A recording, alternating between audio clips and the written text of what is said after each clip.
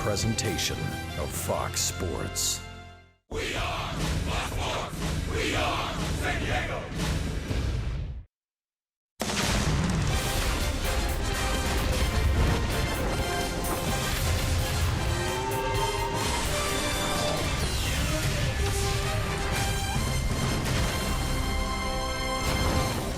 Last night, Ryan Schiff with his third home run in 3 nights. But unfortunately for the Padres, fell just a tad short. 4-3 last night to the Giants in Game 1 of the series. So it's Game 2 tonight between the Padres and the San Francisco Giants. We welcome you inside the broadcast booth here at AT&T Park. Don Russillo along with Mark Grant. Welcome to Padres Baseball. Well, tonight, Mud, the Padres have Manuel Margot leading off, and already in his young career, some success against Matt Cain. And it's time to set the table here in Game 2. Remember Manuel Margot against the Giants against Matt Cain back at Petco Park?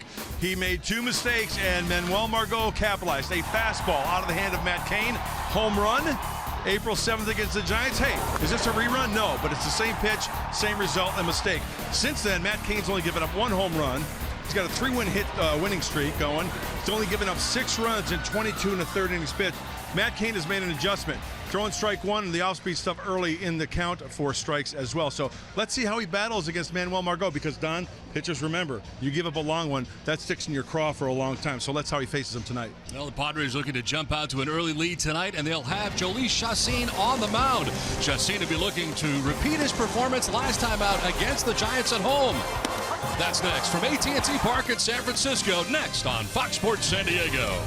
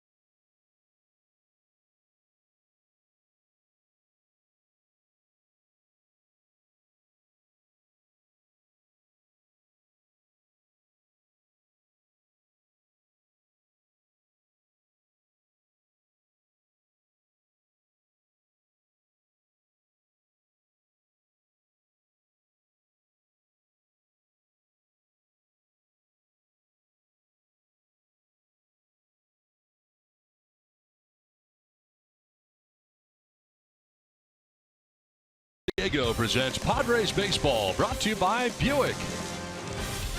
By Petco, your complete pet store with all the nutrition, supplies, and services you need. And by the all-new 2017 Subaru Impreza. Subaru symmetrical all-wheel drive plus 28 miles per gallon. More than a car, it's a Subaru. We welcome you back to beautiful AT&T Park in San Francisco as the fans make their way in for undoubtedly yet another sellout here. They've had 501 in a row and expect the same here tonight as we check out the weather. Brought to you by your always sunny San Diego Honda dealer. 67 degrees and very comfortable here tonight in San Francisco. Don Orsillo, Mark Grant, and Bob Scanlon with you as Matt Cain ready to work here to Manuel Margot as the first pitch of the ball game is on the way, and that is strike one. We are underway. Well, Manuel Margot trying to set the table here for the Padres right out of the gate in his 26th game, playing in every game so far for the Padres. And quickly down here to Matt Cain, 0-2. Breeze headed out towards right center as we start this game tonight.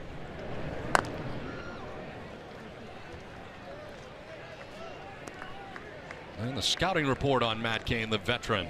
Well, the right-hander already has the curveball working. He just threw a curveball to get ahead 0-2, and then the high fastball. He works the corners. He's got to rely on location.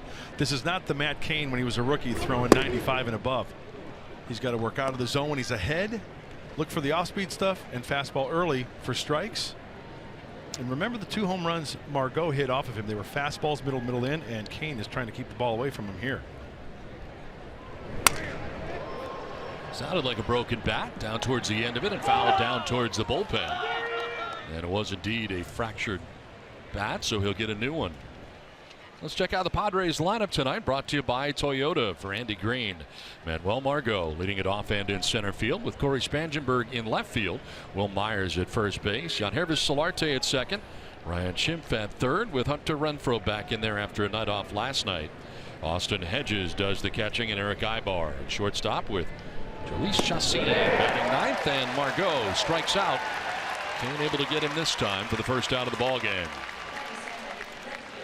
Well, defensively tonight for San Francisco behind Matt Cain, it's Brandon Belt in left, Drew Stubbs in center, Eduardo Nunez in the game, and he is in right field. Connor Gillespie at third, Christian Arroyo, last night's hero, with a home run late. Joe Panik at second, Michael Morse at first, and Buster Posey, who had last night off, back in there again tonight. There is strike one to Corey Spangenberg. Spangenberg coming off his first multi-hit performance of the year. A couple of hits here last night. 286 average since his recall from El Paso.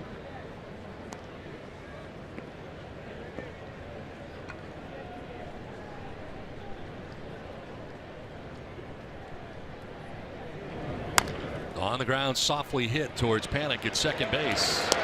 That's out number 2.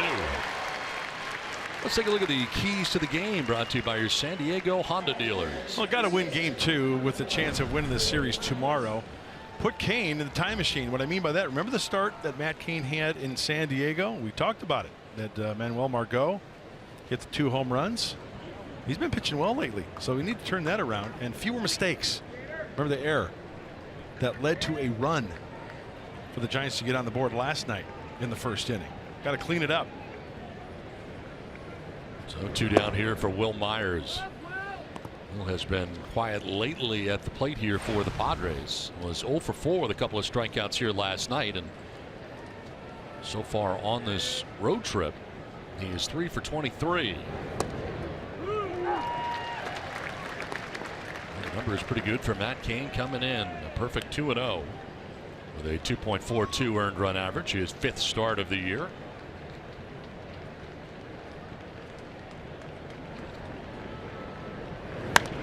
Slap foul off to the right out of play.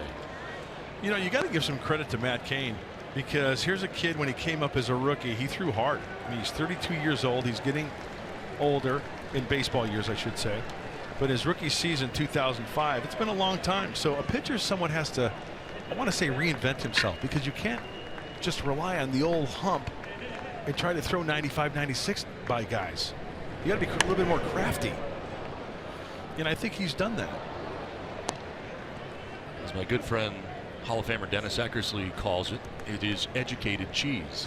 That's a great way of putting it. That's right. And from the left side, remember Jamie Moyer. He stuck around a long time by throwing educated cheese. Back and forth, up and down, trying to keep the hitters off balance. That's outside. Myers here with a patient at bat, 2-2. That looked like a slider from Matt Cain. That's more of a show me pitch. He's got a good feel for the curveball, so he just showed that slider off the plate to give the hitter maybe a different look. Now here comes the hammer. Curve. And Myers spinning out of the way of it. Almost picked up that inside corner.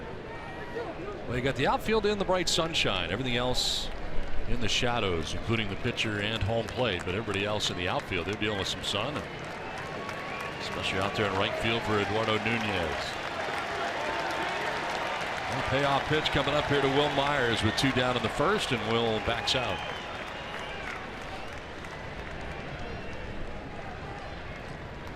Cain's payoff pitch on the ground, right side into right field. A base hit for Myers. Panic. The second baseman was swung over towards second base for Myers to pull, and instead it was more toward the first base side of second, and a 2-out single for Will Myers. Hey, nice plan by Will Myers with 2 strikes. Matt Cain tries to go away, and Will just drives. Yeah, hey, you can drive the ball in the air as well as on the ground. He drives this one to the right side, and there goes the no-hitter. So 2 down, Yangervis Solarte.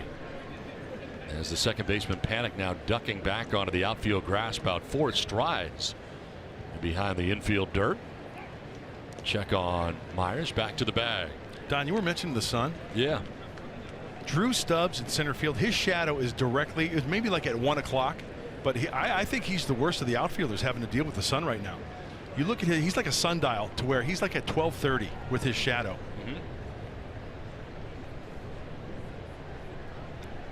Tough time of day here right now, this early start here.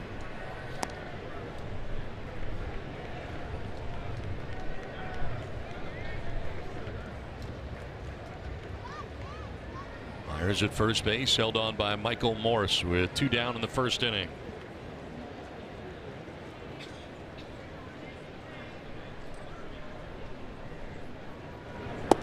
And that is outside. 2-0. Tried to change up that time.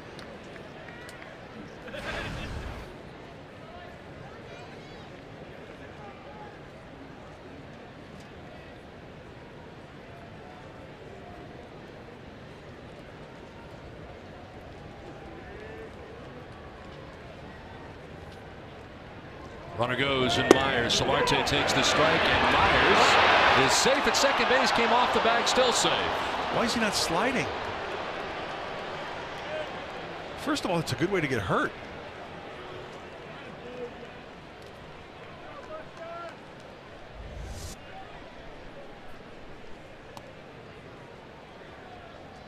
Wow. That was weird. Yeah, it was very weird. I mean, roll an ankle, blow out a knee. Got to get down. And he stepped up over the bag, came off the bag, and fortunately the tag was not held on him. So Myers with a stolen base in scoring position now with 2 down in the inning.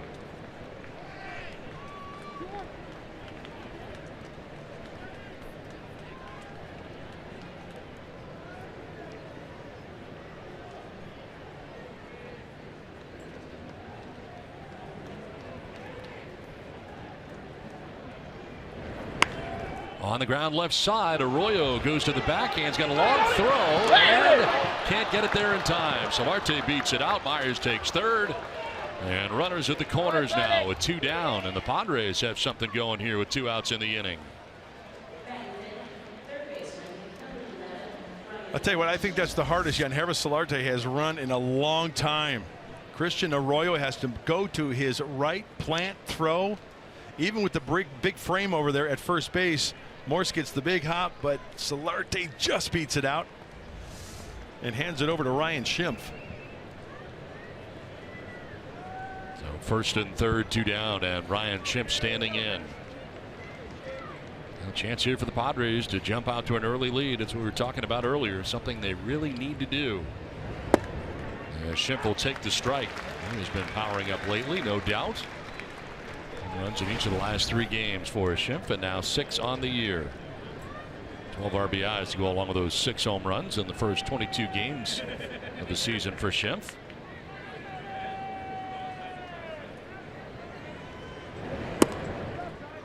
Outside, Posey tried to bring it back to the corner, and it evens at 1-1. Talked to Bruce Bochy before the game today, talking about Buster Posey. He said, you know, it's about 7 days in a row that a catcher can catch, and then he wants to give him a little bit of a blow. And that's why Buster Posey had that break the other day. This is lined and caught at first base by Morse to end the inning. Padres will strand a pair. The Giants are coming up in San Francisco.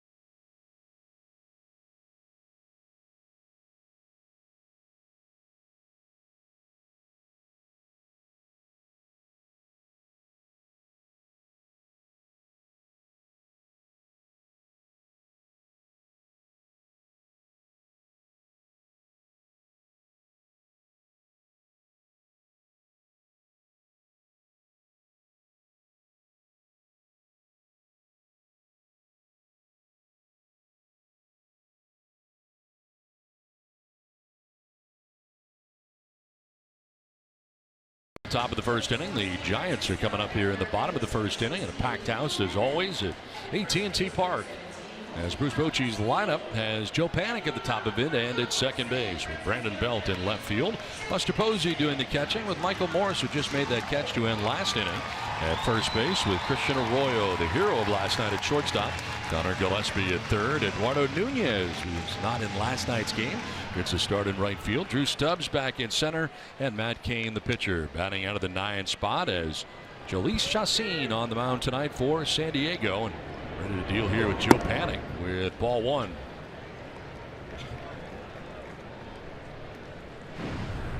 Little scouting report for the veteran. Get ahead, stay ahead, and the breaking ball control is very, very key.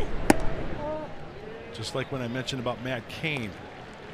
If you're going to throw a breaking ball early in the count, get over a strike, then you can expand because hitters know you can throw it for a strike.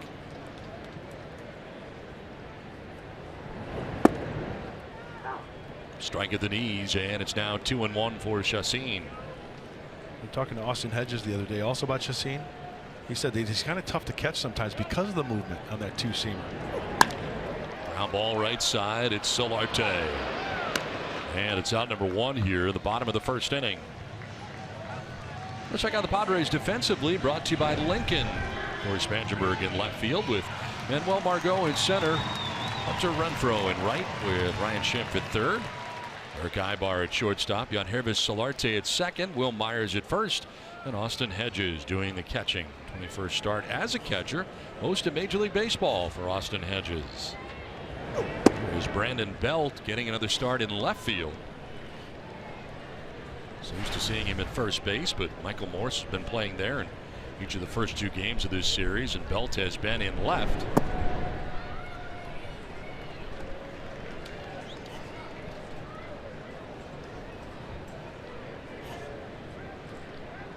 Oh, the big game last night, going 3 for 3. A double and a walk. On base 4 times, and he bunted at this with the shift on, trying to bunt his way on. Ibar, the only infielder on the left side. 3 on the right. And he's not close to the plate anywhere, No, so that bunt would have definitely been a base hit. Absolutely. That's why the pitcher has to react like a cat.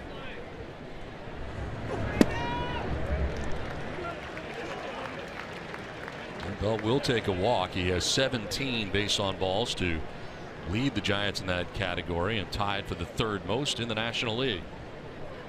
Well, dangerous count here, 3-1. And it's ball 4. That's his 18th walk of the year. Down to first base he goes. Yeah, the walks for Jolis have been kind of flip a coin up and down. In his 5 starts this year, 2, 1, 4, 1, 2. So hopefully tonight is one of those starts where he has very few walks. 16 games for Buster Posey. 357, a home run, 3 runs batted in. And you talk about getting some time off from time to time, Bruce Bochy, and you really want to keep him healthy. It's so tough when he is your catcher. Saw for years Joe Mauer with the Minnesota Twins. A great hitter, Joe Mauer, ended up moving to first base, and that's something you wondered if Posey will ever be moved, because he's had some pretty major injuries. Of course, the one at home plate, and then this year the concussion after being hit with a pitch. I mean, yep. Remember, I'm going back. Tear of catching is tough. I'm going back in the day now. After this pitch, I know you what I'm talking about. Remember Johnny Bench? Absolutely. Remember the end of his career? He played some first base. Yeah. And I mean, not as much as Buster Posey probably. I mean, as early in his career, but you see the game started at first base in 14 and 15 a lot. A little less last year, only 11 times, and so far 3 this year. 357 average for him. And he'll spray one foul off to the right out of play.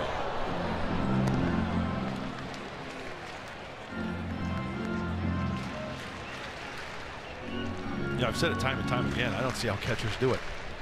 Perennial all-stars, guys that hit 300 and then do a tremendous job behind the plate, calling the game, handling a staff. His average is fine, but his RBIs have been down. Just 3 RBIs in his last 65 plate appearances. And he will strike out. Shakes his head as he walks out of the box, says something to Mike Muchlinski, the home plate umpire, but that's strikeout number 1 for Jolis Chacín. 2 down. Well, tremendous movement on that last pitch. I think that's a legitimate strike. So let's go back to pitch 1. What set it up?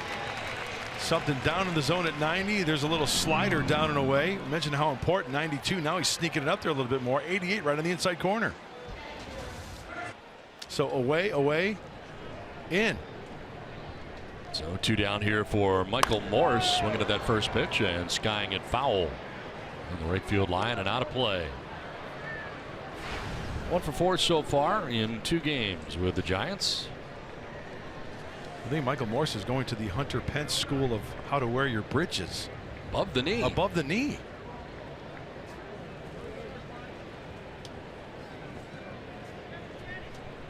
Pretty deep in the batter's box on the right side. That back foot right on the line. Oh, and he likes to get extended.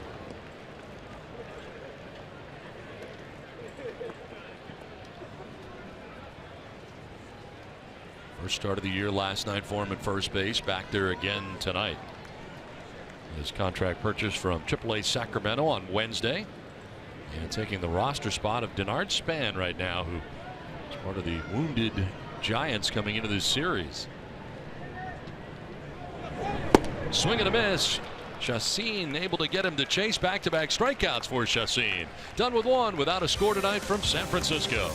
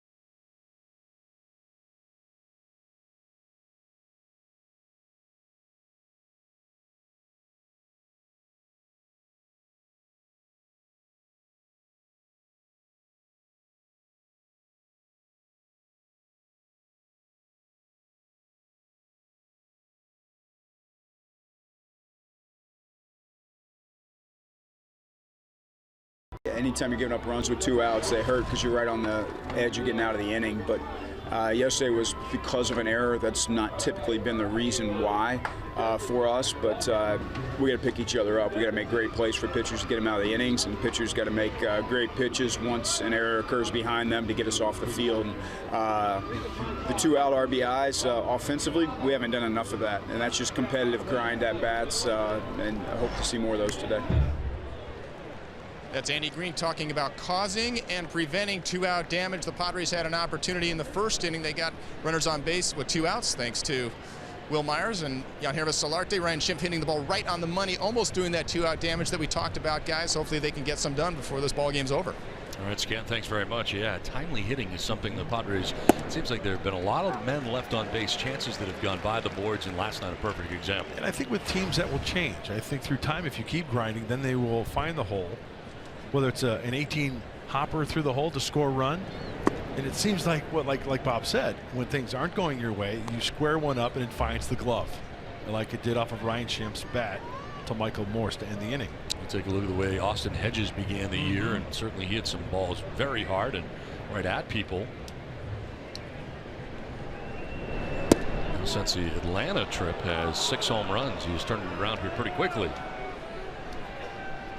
Will bat second in this inning. Hunter Renfroe leading it off here for the Padres in the second inning.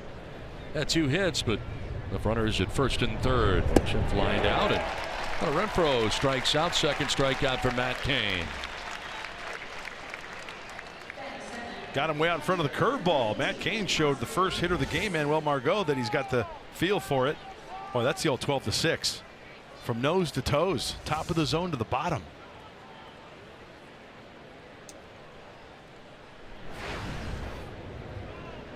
1 out, and Austin Hedges mentioned the 6 home runs, 14 runs batted in for Hedges.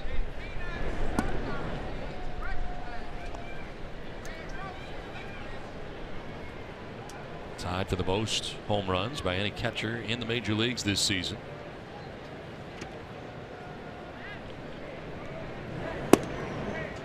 And the strike picks up that outside corner for Matt Cain.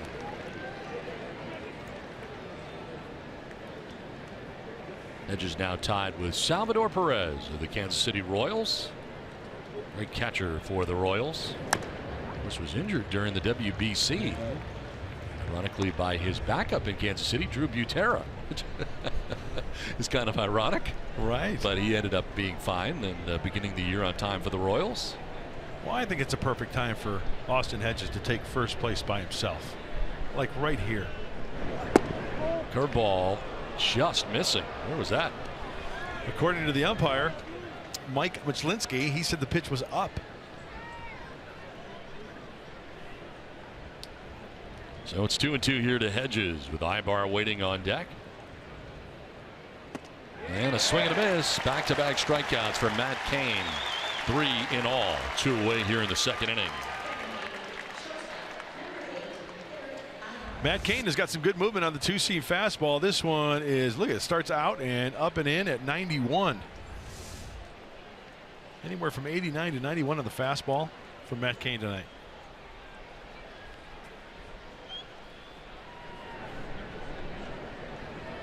Now dealing with Eric Ibar, swinging at that first pitch and carving it foul off to the left out of play.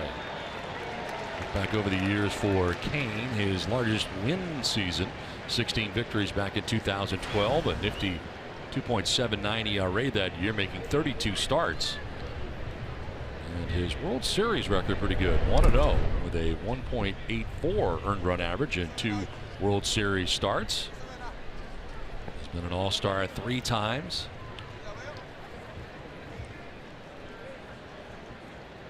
He's had a nice career. Yeah, broke into the big leagues with the Giants in 05, and here he is in 2017, back in the rotation again as he grabs that outside corner. It jumps ahead 1-2.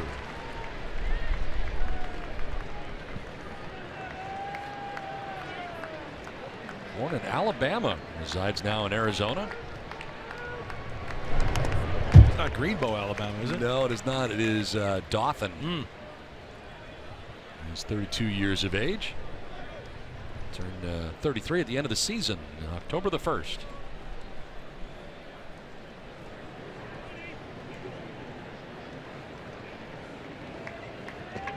1-2 pitch. It's on the ground, and to the backhand goes Panic. Picks himself up and throws to first base and retires Eric Ibar. Nice rangy play by Joe Panic, who didn't panic on a ball back up the middle to the backhand. Pops up and throws out Ibar. Inning and a half done, no score.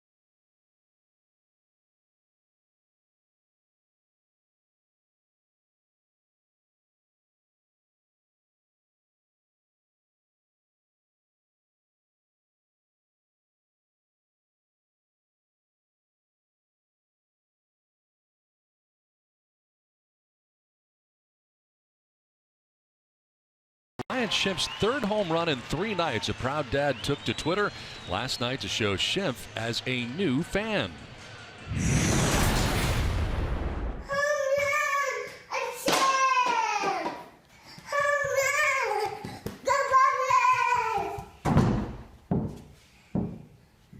Yay, buddy! Who are you? Schimpf. How awesome is that? That's great. Yeah. I like the bat flip. Everything. I like the run. I like the slap of the door. He's Ryan Schimpf. That's great. We got to get that to Ryan Schimpf so he can see it. Yeah. We got to get those two together. Have them meet up. And Christian Arroyo had a big home run in last night's game. 2 home runs, 4 RBIs now for him in his young career. And a swing and a miss on a pitch running away that time from Chassin, who had 2 strikeouts in the first inning.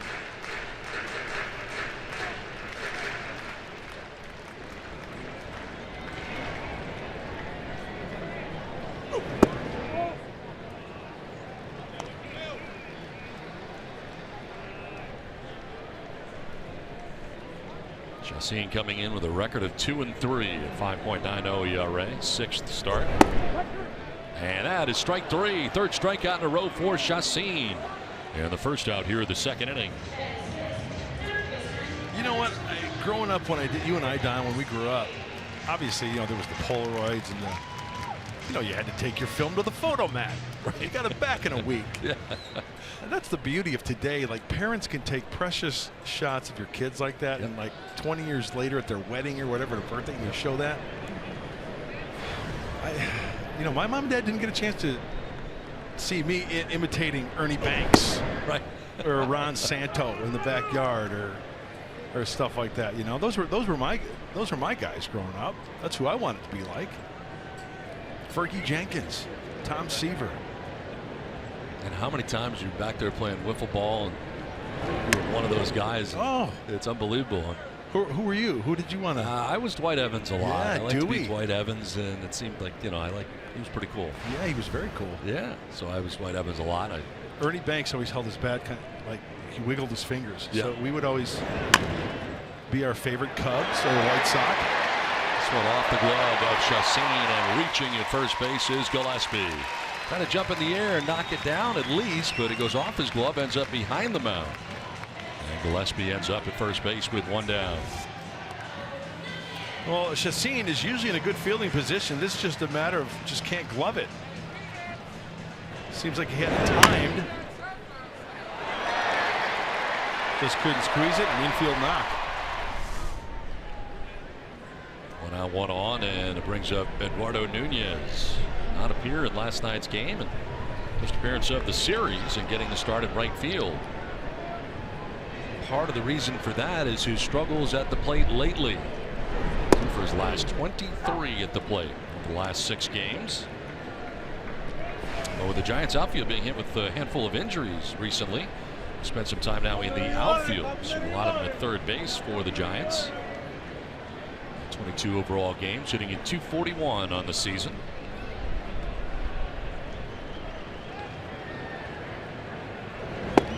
Swing and a miss, has him down 0-2.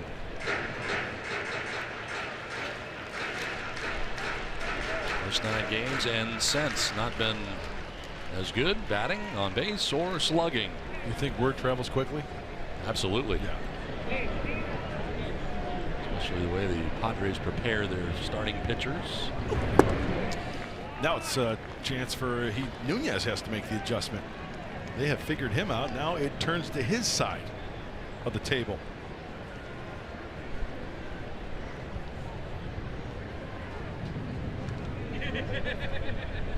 Nunez with a night off last night, trying to kind of figure it out. Just get a breather as he fouls this one back to the screen on a hop. Mentioned him shifting to the outfield a little bit more. Chacin throwing his slider 48.2% of the time with 2 strikes this year, almost half the time. He's got a good one. Major League average 30%. So it gives you an idea how often he throws that pitch. In the air to left field. Spangenberg has room out there in left in the shadows now, and he makes the catch for the second out of the second inning. I mentioned Nunez now playing in the outfield. You get a couple of different injured guys here, and Jared Parker going into the wall hard, and the shoulder injured as he walks with it, kind of bracing it. Denard Span running into a wall as well. Just bad timing by the Giant outfielders and going into the wall with the shoulder just at that right spot to where you can do some damage. A lot of clavicle issues here right now. 2 down, runner at first, and Drew Stubbs stands in on the right side. He's been playing in center field in the absence of Span, and he'll take strike 1.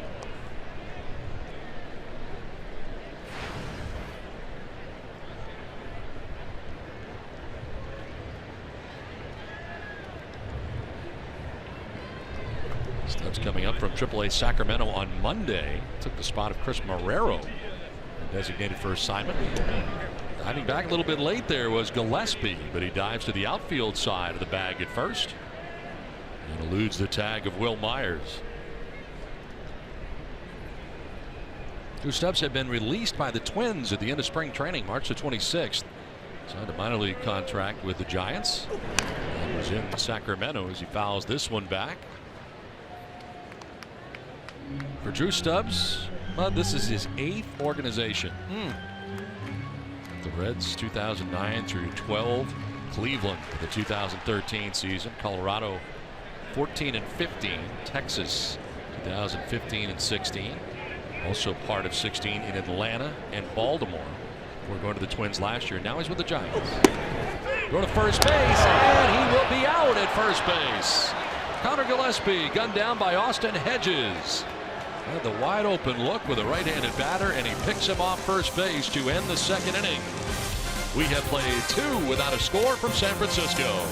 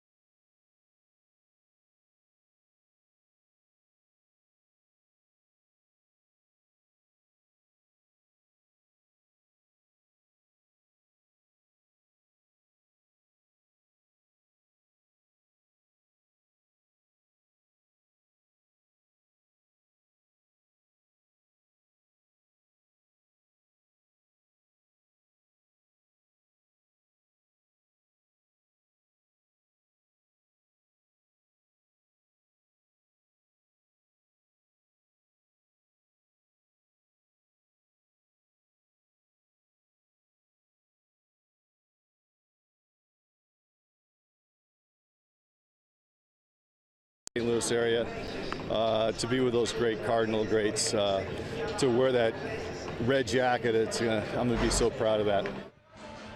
That's Mark McGwire talking about the announcement today that he'll be joining the St. Louis Cardinals Hall of Fame. Quite an honor for the big slugger who spent 5 years of his career there in St. Louis. Of course, while he was there, he led the league in home runs 2 times.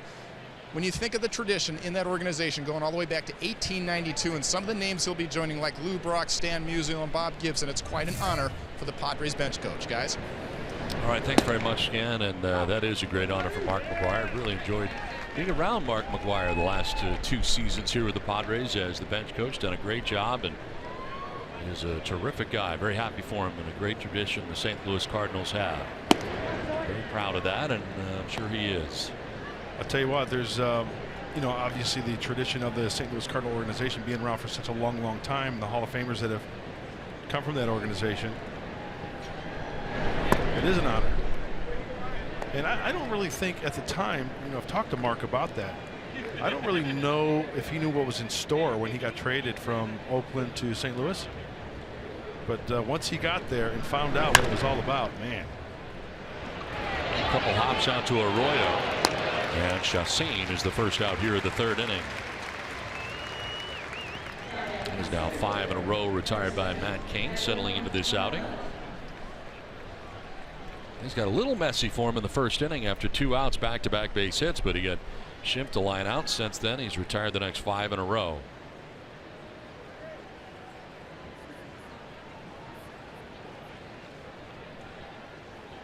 Here is Manuel Margot, struck out looking in the 1st inning. We'll pop it up foul off to the right, out of play.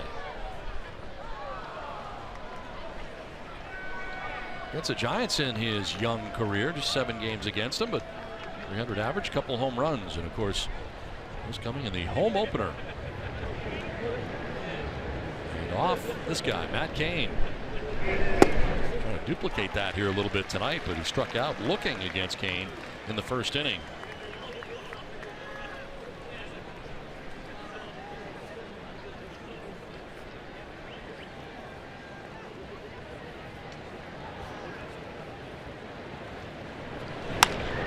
This one is softly lined to right and kind of served out there into right field. A base hit for Manuel Margot. Take a wide turn at first, but hold on with a 1-out single. It is the 3rd Padres hit of the night. Now, credit Margot for making the adjustment there and going the other way with it this time. That's the one thing he has learned, especially at the big league level. You're going to have pitchers who know how to locate the ball. With 2 strikes, whatever the count is, if you're going to be off the plate and it looks like a strike, you're going to have to deal with it. If you try to pull that pitch, it's trouble. Nothing wrong with a flare to right. It's a big league knock. 1 out, 1 on, and it brings up Corey Spangenberg, who grounded out to second base in the 1st inning.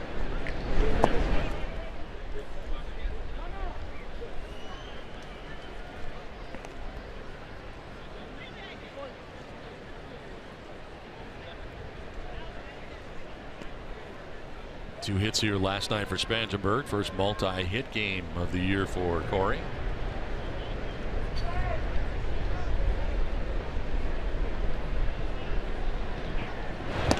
Another throw over, and Margot back to the bag, and again diving to the outfield side of that bag at first.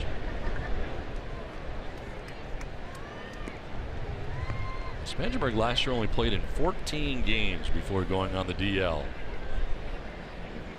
On the DL on the 20th of April with a sprained left quad and missed the remainder of the season. It seemed like every time he was ready, close to come back, he would have a setback one time or another during the course. I remember at least twice last year hearing that he was coming back. He's coming back, starting to rehab a little bit, and just never made it back. That's a dicey injury because, especially with a kid like Spangenberg who's so quick, you're talking quick spurts out of the box from first base to second base, going from first to third. Might re-aggravate it. That's why you got to make sure that thing is fully healed.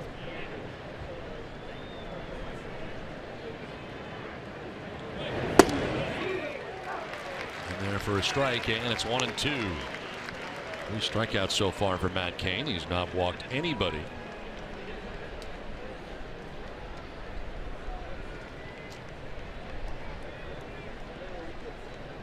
Spangenberg getting his second look here at Cain.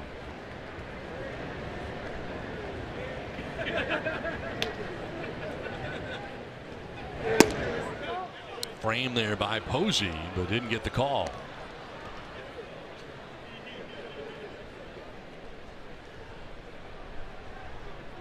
See where this pitch ended up. You be the umpire. That is a ball. See Posey trying to frame it though and bring it back into the strike zone. It's cheating. A shorter lead that time for Margot, but still dove back.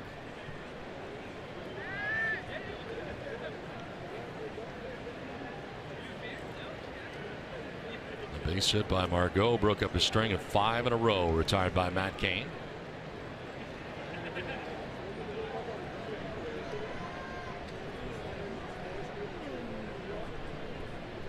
There goes Margot at first. Spangenberg with a swing and a miss. Throw down to second, and he's safe at second base. So Spangenberg strikes out. That's the 4th strikeout for Matt Cain, but Margot steals second and gets into scoring position.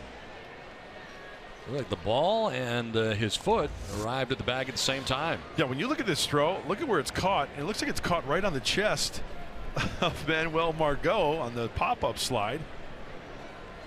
This will be a bag. Wow.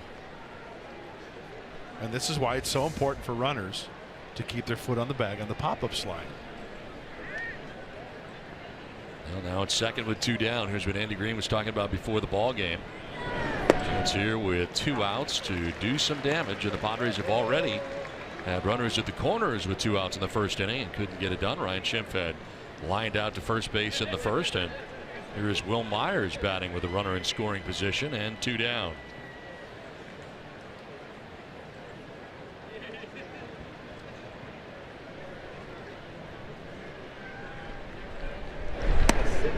That straightens up Myers. Had a base hit to right field in the first inning and was able to steal second base. Second stolen base of the year for Myers.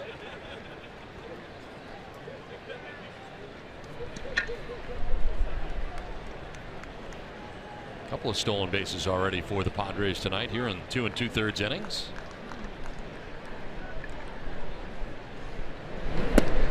They must feel like they can get a good jump on Matt Cain. He's not that quick to the plate. Haven't really seen him use any slide steps.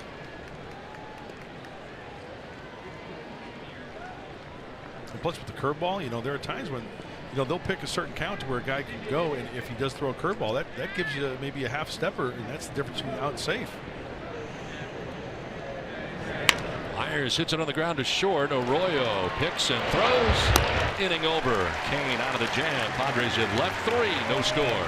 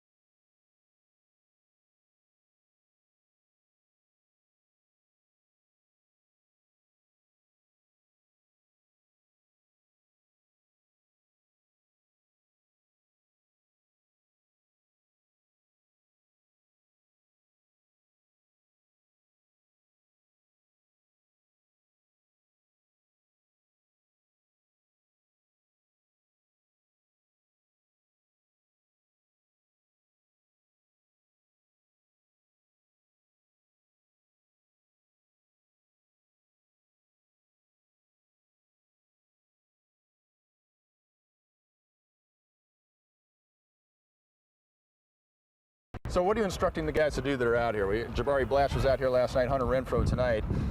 The ball's obviously number one, try to catch the ball, but if you realize it's not going to be catchable, do you retreat and try to give yourself as much room as you can and play it as it comes? Yeah, that's the safest thing. So as soon as he realizes he's not going to catch it, tonight Hunter, I want him off the wall.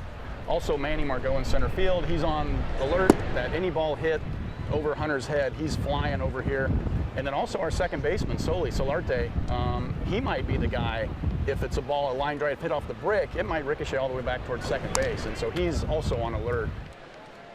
Padres outfield coach Jonathan Matthews talking about playing right field here at AT&T Park, one of the toughest right fields in all of Major League Baseball because of the different angles, the nooks, the crannies, 3 different playing surfaces out there with the brick, the padding, and the screens. And really, as he was talking about, on a lot of these balls over the outfielders' heads, guys, it's going to be a team effort. You're going to need some help from your center fielder and possibly your second baseman as well. It's an interesting field to watch, and even the Giants' Eduardo Nunez was taking extra work out there before the ballgame. Grounder off the bat of Kane to shortstop, first out here in the 3rd inning. I'm trying to think of anywhere else where it is more challenging than here with the number of things that can happen and the drastic difference in how it is going to come off each part of how strange it is out there. I mean, you think about it, you got that look at all those angles, fence area there, you got the angles, stuff that could hit off corners, you got bricks, you got wind coming off the water, you got, I mean, you got wind coming from underneath. Yes. You know, because you can see through those where the out-of-town scoreboard is. You can stand out there. Yes, and you can see through to the Bay Area, and see right there. Then the wind comes through there as well. You have issues galore, especially as a right fielder here. And you do need help from Margot, the center fielder, because that ricochet coming off the bricks is headed in his direction. Joe Panic batting with 1 out here in the 3rd inning. Got a lot going out there, Don. It's a lot of stuff. And that's why, like Bob said, and Coach Matthews mentioned, second baseman, center field, you got to hustle over there. You got to back up. Solarte, grass cutter to him. Rose to first for the 2nd out of the 3rd inning. You know what, guys, amazed me also just standing out there with Jonathan was the wind and how it was gusting around and changing directions. We looked up and the flags were blowing straight out, and yet as we stood on the field, the wind was gusting in from our back. And Mud, as you know, it changes here even in the course of the ball game. So not only the man-made obstacles, but Mother Nature chiming in to make it more difficult as well. Yeah, that's why I've always contended, Bob, to where if there's a high pop fly, you got to stand the balls of your feet, stand like a basketball player on defense, right? You're not flat-footed, and kind of keep your feet moving a little bit in case you have to make that last-second change, because it is a challenge. I'm guessing, as he was talking about it coming in at your back, that you're right. That area below the scoreboard there, in the landing area, is where that breeze is coming from, because if the flag is going out up top, that's the stuff up top. I think it's coming in on the bottom. Sliced foul off to the left, out of play.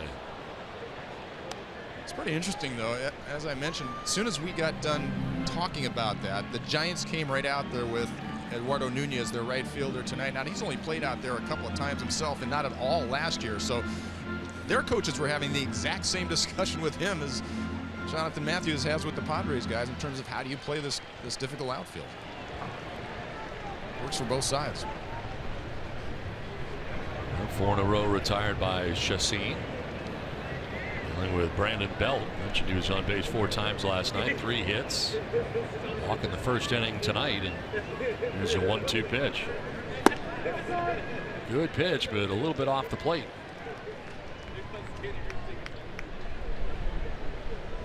Only 1 walk so far allowed by Chassin. Has 4 strikeouts in 2 2/3 innings.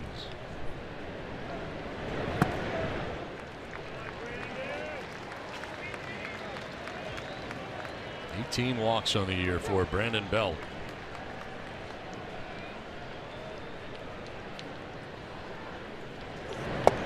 And that's strike 3. And knowing it was Belt, he takes with him the 5th strikeout for Chassin. A 1-2-3 3rd inning. Another strikeout for Jhoulys Chassin through 3 without a score from San Fran.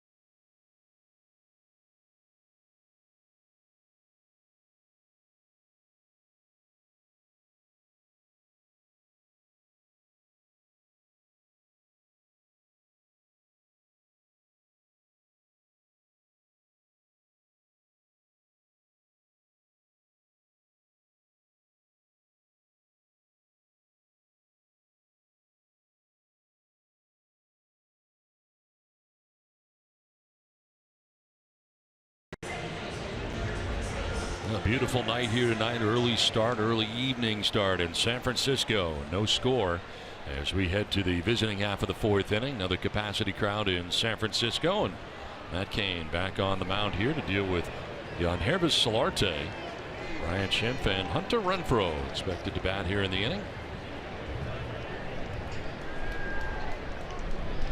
Second baseman Joe Panik in short right field. He's backed up at second base, and Solarte taking strike one from Matt Cain. And Yangervis reached on an infield hit to shortstop in the first inning. One of 3 Padres hits in the game.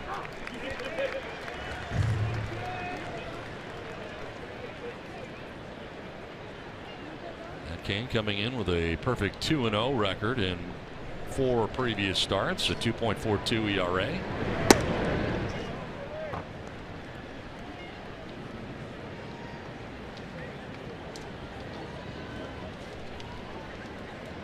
Outfield playing straight away on Solarte. Lifts a fly ball to center field. Drew Stubbs going back. He'll have room. Backpedaling to the edge of the warning track to make the grab out there for the first out of the fourth. Time now for the tools of the trade, brought to you by Ram Trucks. Well, to a successful swing, there are 3 components. Vision, the head is still, tracking the baseball. How about the strength? Low fastball, watch the legs. You have that solid base. It generates up to the top half of the body. I get so excited I can't even describe it. I don't even understand you. The bottom half solid generates the power to the top half of the body. You get that shillelagh going, and when you get a mistake like that and everything's in cadence, Ryan Schimpf does damage with the home run. I get all shooken up about it. I'm beside myself. Fired up. One out here in the fourth inning. Most players with 5 or more home runs. Padres have 4 of them. Edges, Myers, Renfroe, and the guy at the plate, Ryan Schimpf. And of course, the doctor of the swing, Mark Sweeney, broke that swing down from Ryan Schimpf. A lot of. Well, you talked to Ryan today before the game. Yeah, he's a good egg. Good interview. You know, he gets it. You know what I'm talking about, right? Mm-hmm. There are guys that get it. A lot of that coming from the amount of time he spent in the minor leagues before he made it last year. Now he'll line this into right field, a base hit for Schimpf. Now 4th hit of the game for the Padres, first for Schimpf with 1 out here in the 4th inning. He hit the ball well the first time to end the first inning. Remember the line drive right to Michael Morris. Time now for our Arco top tier player profile, and we're talking about Ryan Schimpf. His streak is alive right now. 3 home runs in his last 3 games, but a base hit this time. Still time for a home run though to keep it going. And a Renfroe struck out swinging his first time up. One of 4 strikeouts so far for Matt Cain in the game. He really has been one of the best starters so far for the Giants this year. How about 10 home runs for Aaron Judge? I tell you what, that kid's a stud. That kid is unbelievable.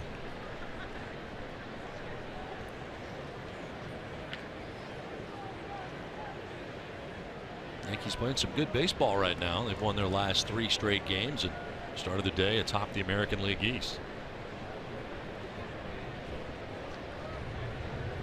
It'll be a 2-0. Okay, John, and there's a strike over the outside corner. We were talking announcers on the way over to the ballpark today. Just, you know, growing up as kids, you listen to radio, you know, because you love the game. And I know a guy you looked up to in the minor leagues, right? John Sterling. John Sterling, no doubt Yankees. about it. In the New York Penn League, and got a lot of Yankee games there, of course. One foul back to the screen.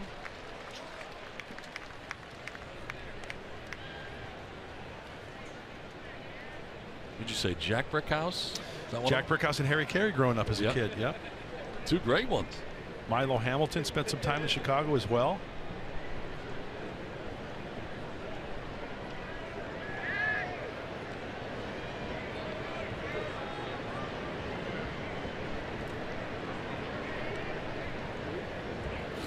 Work over at first base, and Schimpf back to the bag, held on over there by Morse.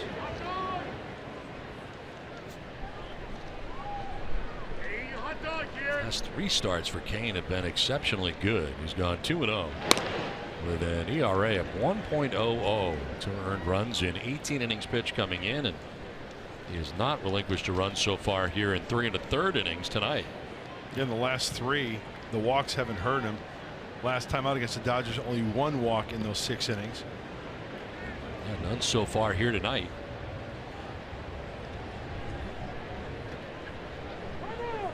Time called. He'll throw over anyway.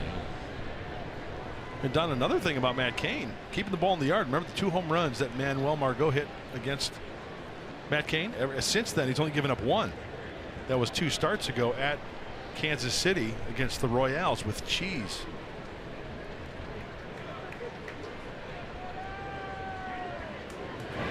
Two is fouled off to the right, out of play. Well, the day after the Padres score 5 or more runs, get 50% off any regular menu price online order at papajohns.com. Enter promo code Padres5. 1 out, Ryan Schimpf at first base. Hunter Renfroe battling here. Nothing else driving up the pitch count for Matt Cain, whose next pitch will be the 68th of his outing. Runner goes, and here's a foul backhand, out of play. Good jump there at first base for Schimpf, but a foul ball. He'll have to head on back to first. Don, I think that goes back to what you said earlier. You brought up a good point that Matt Cain is really not that quick to home plate. He uses a traditional leg kick, and a lot of pitchers will sacrifice that. They'd rather use the regular leg kick to make a good pitch rather than rush it and make a bad pitch. Remember, Greg Maddux was like that.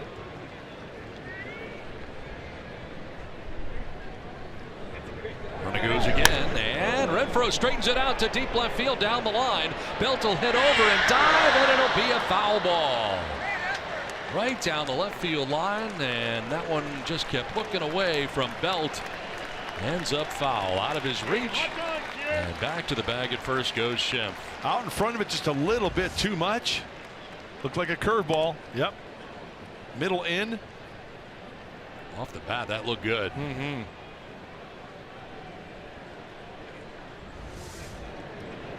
Renfroe now try to straighten it out.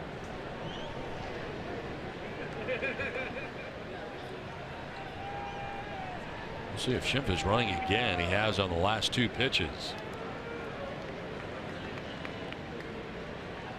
He is not, and Renfroe strikes out on a pitch in the dirt. Badly fooled and strikes out for the 2nd time tonight. 5 strikeouts for Matt Cain. 2nd time that he got Renfroe with the curveball. It was a curveball he pulled, and he went right back to it, but he made the adjustment of bouncing it. I mean, clearly out in front of home plate to get Renfroe. So 2 down, Schimpf at first base, and Austin Hedges coming up. He struck out swinging in the 2nd inning. And working from the stretch with the runner at first, and this is a pop-up into shallow left. Arroyo out, in comes Belt, and that's going to fall. Heading to third base is Schimpf. He'll get there on the base hit to left center field for Austin Hedges. It drops out there with Stubbs, Belt, and Arroyo all pursuing. And the Padres again with 2 outs have a chance. Big swing, got in on him, and I think maybe that Belt and Stubbs, maybe they were fooled by the big swing. Avoiding the sweet spot, falls in there, the Bermuda Triangle in a shallow left center field. We talk about a need for a 2-out knock here. 1st and 3rd with 2 down, and Eric Ibar. Runner goes at first. Ibar swings and lines it into center field for a base hit. From 3rd comes Ryan Schimpf. To 3rd goes Hedges. It is an RBI single for Eric Ibar, and it's a 1-0 Padres lead. Now finally a 2-out base hit here. Timely hitting for the Padres in the 4th inning, and they take a lead.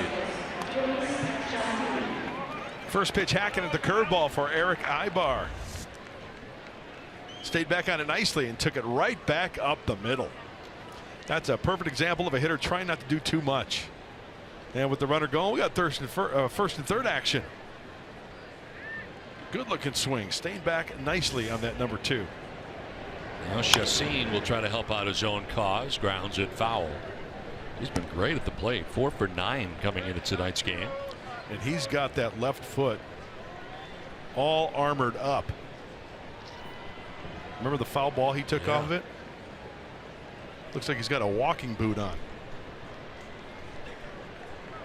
I was amazed he was able to continue with that outing, and there was no real problem afterwards.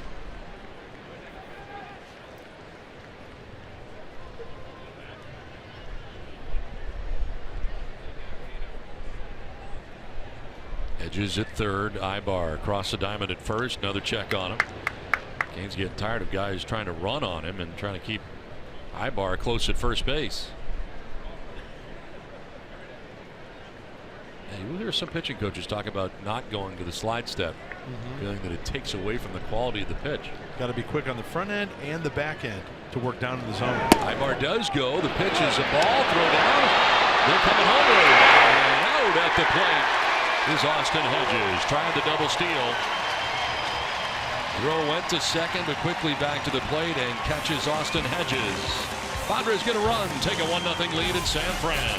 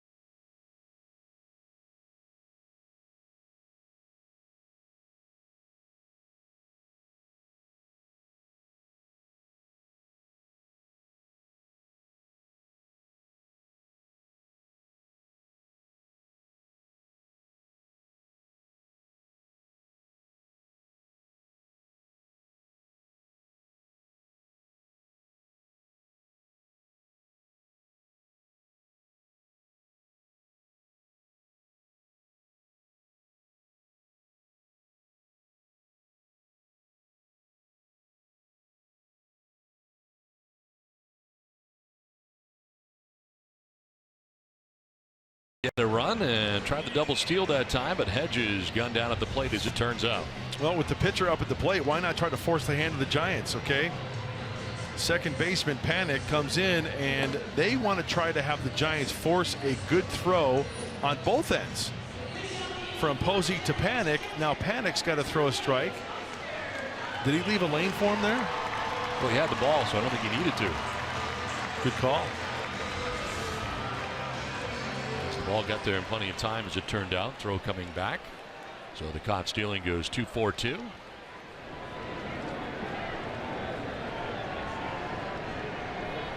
And here is Buster Posey to lead it off. But not a bad play, right? With the pitcher up? Not a bad idea at all. Force them to make good throws.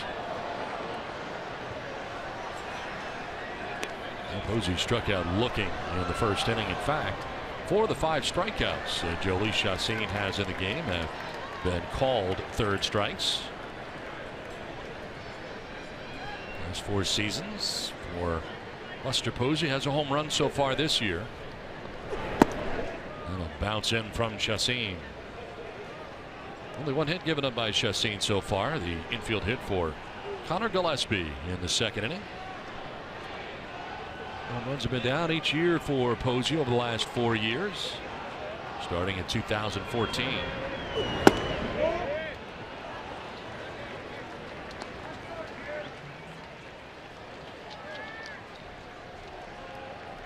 Next pitch will be the 50th of the outing for Chassin, dealing with his first hitter of the 4th inning. And the breaking ball kind of slipped out of his hand.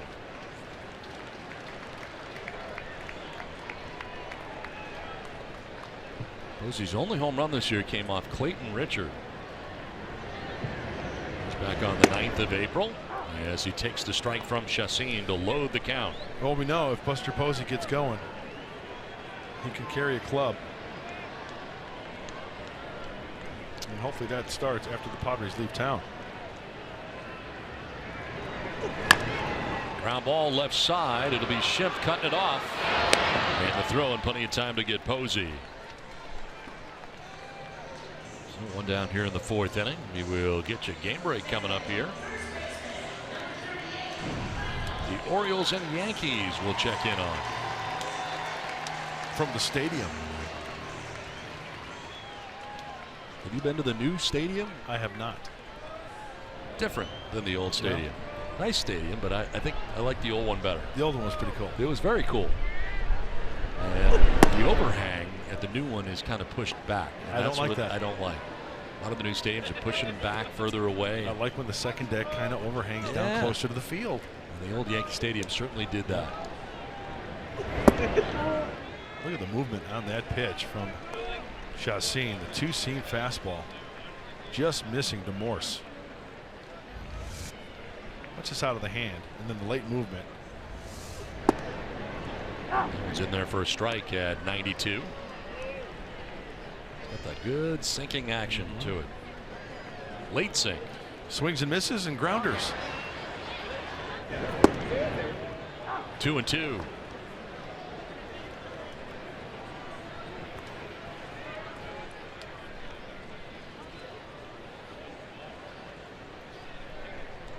Five strikeouts so far for Chassin. Just the one walk. That was Brandon Belt back in the 1st inning.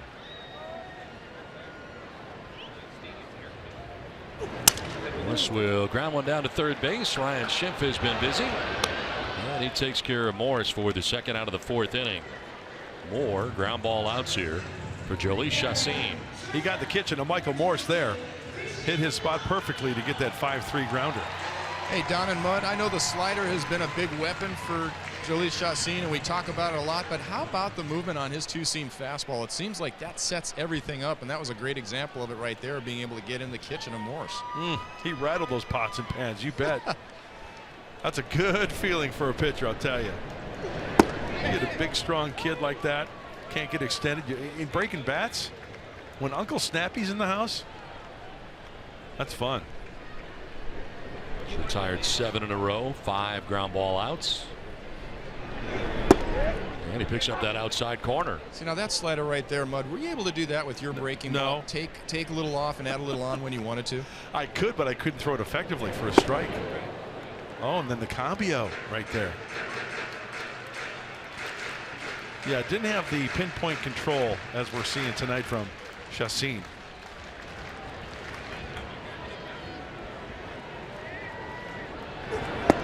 That's in there for strike 3. Arroyo knew it, takes with him the 6th strikeout for Chassin.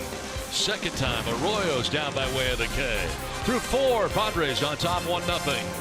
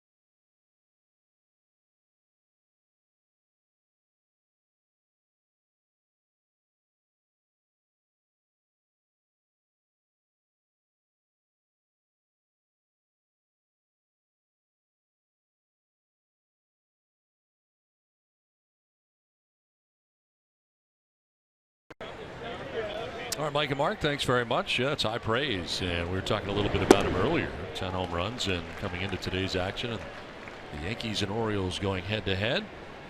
As leading it off here for the Padres, a guy that was at the plate last inning when the double steal was attempted and ended the inning. So Jhoulys Chacín leads it off here in the 5th. He's a showstopper, Aaron Judge. And what I mean by that is when he comes up to the plate, people don't go to the concession stand. They want to see the at-bat. Chacín strikes out, 6 strikeouts now for Matt Cain. Cain giving up a run in the 4th inning, the lone run of this game. A single for Eric Ibar that scored Ryan Schimpf from 3rd. Manuel Margot's got one of the Padres hits tonight. He singled to right and stole second base back in the 3rd inning.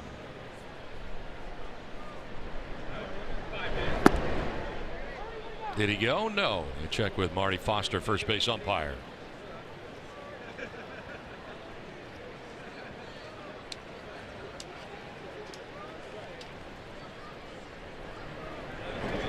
Curveball over the outside corner for a strike, and it's 1-1 to Margot. Matt Cain listed at 6'3", 230 pounds. Pretty big. He jumps ahead here, 1-2. I think Margot's got to think right field. He did that last time up, single to right. Looks like Cain is pitching him away with the off-speed stuff. Will he try to sneak the piece of cheese by him here? With the fastball in a different location. Oh, Posey set up away. See him work underneath that one. We'll try to get a little extra behind it. Cain had trouble staying on the field last year on the DL 3 times. Twice with the right hamstring strain, the other time with the lower back strain. And when he came back was in the bullpen last year. 2-2 is just off the plate outside. Activated September the 2nd. Spent the last month in the pen for the Giants. This year in the rotation, and tonight making his 5th start of the year. Payoff pitch to Margot. And a check swing. Did he go? Yes, he did. Rung up by Marty Foster. I'm not so sure. I'll have to get another look. And his strikeout number 7 for Matt Cain, and back-to-back. Okay, I'm going to be honest with you, okay? I don't know. I thought he went. That was parallel with the field. The late move there in the very last little. The barrel was parallel to the front of home plate. That's just my honest opinion.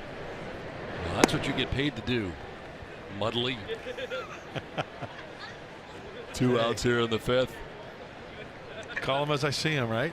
That's right. That's what I learned in analyst camp. You did? Yeah.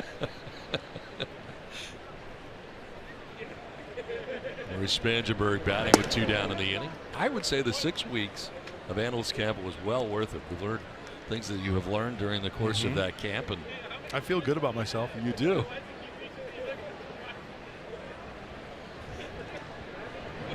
The 2-0 pitch. Spangenberg hits it towards shortstop. And Arroyo throws to first base and retires Spangenberg. Padres are down in order. We're halfway through this one. 1-0 Padres.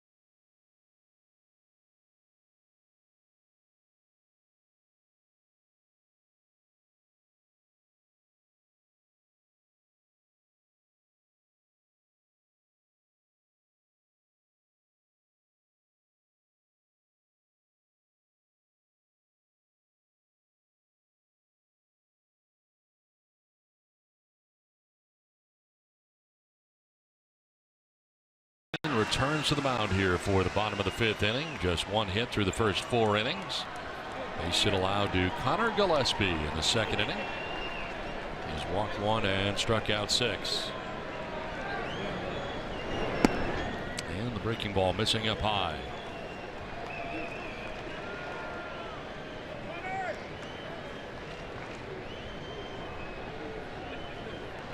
Stacked up on the right side. Defensively are the Padres here in a shift. He goes the other way to left, and Spangenberg's on the run. He's not going to get there.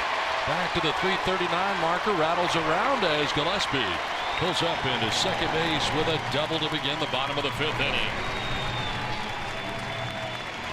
Well, he's got both Giants hits tonight and a double to begin the 5th. Gillespie using right field and using left field. This high pitch, boy, that's well off the plate. If taken a ball that yet gets on top of it just enough to hit the line drive, it's a for sure double.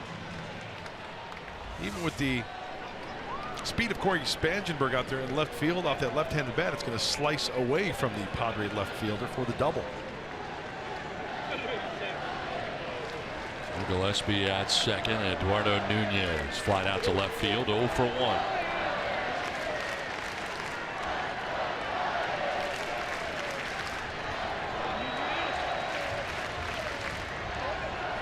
Little room for error tonight for Chassin. Padres have just the 1 run.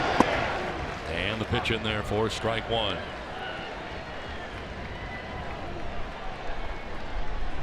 Next pitch will be the 65th of the night for Chassin.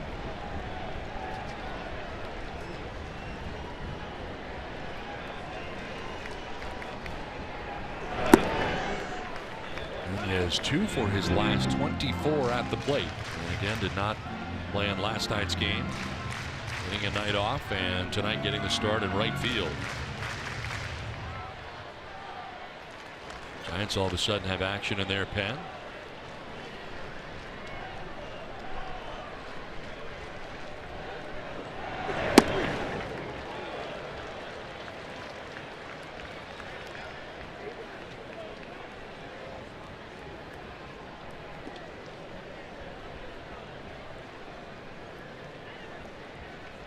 Gillespie at second base with nobody out here in the Giants' 5th inning, and now Nunez up the middle into center field, a base hit. Gillespie being waved around. Margot, no throw, and the game is tied 1-1. Eduardo Nunez with a base hit into center picks up his 6th RBI of the year. Gillespie scores, and this game is tied at 1. Well, you mentioned the slump that Nunez has been in. And when a hitter is in a slump, the one thing is you don't want to overswing. That's exactly what he does here. He's just playing a little game of pepper up the middle. He gets the hop over the pitcher's head, the ground ball to the center fielder. All is well in the world right now for Eduardo Nunez driving in that run. So he's at first, still nobody out, and Drew Stubbs coming up. Stubbs struck out looking in the 2nd inning, 0 for 1.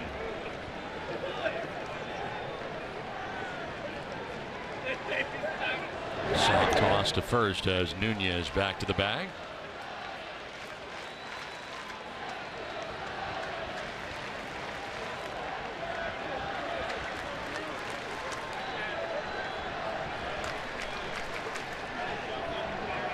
Showing bunt, dropping it down, but foul. He struck out looking in the 2nd inning, 1 of 6 strikeouts for Jhoulys Chassin as Nunez heads back to the bag at first. And a pinch hitter in Tomlinson waiting on deck to pinch hit for Matt Cain. Would be the pitcher's spot. Of course, a base hit last night. A pinch hitting role last night. Runner goes, and a bunt bid here that is going to roll foul. Foul ball, and having to come on back is Stubbs. I thought for a minute that Jhoulys was going to go for it to try to throw him out, but then he kind of pulled back a little bit. And thank goodness that ball goes foul. As soon as it's fouled, touch it, kick it, let it go. I thought he was going to go for it. I thought it was going to stop in the grass. Yeah, and right there.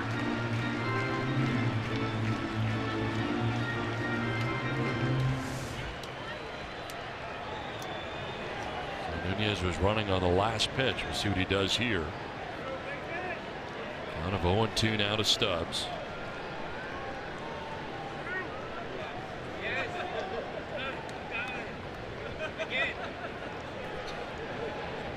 And it's in the dirt, blocked by Hedges. Nunez was not running.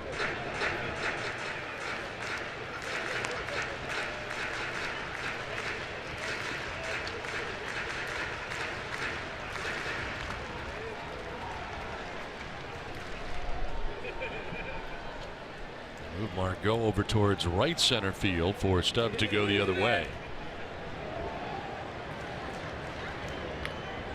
And a check on Nunez.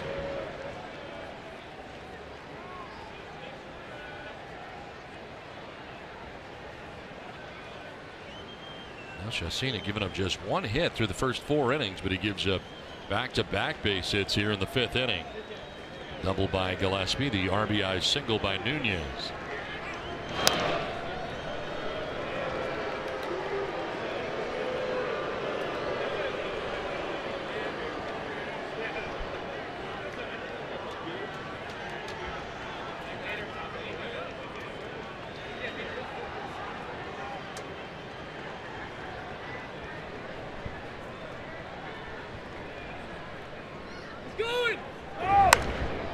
Popped up.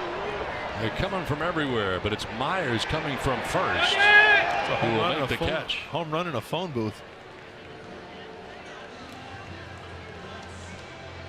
RBI Baseball 2017 returns with fast-paced pick up and play MLB action packed with all your favorite MLB teams, players, ballparks, and much more. Get RBI Baseball today for Xbox One, PlayStation 4, and mobile devices. Learn more at RBIGame.com. Here is Kelby Tomlinson, who is pinch hitting for Matt Cain, the pitcher. He has 3 hits in his last 4 at bats, including a base hit last night as a pinch hitter. Called from AAA on Wednesday. Took the spot of Brandon Crawford, who is currently on bereavement list for a few days. A throw over to first base, and back is Nunez. Tomlinson was hitting at .220 in 14 games so far in AAA this year.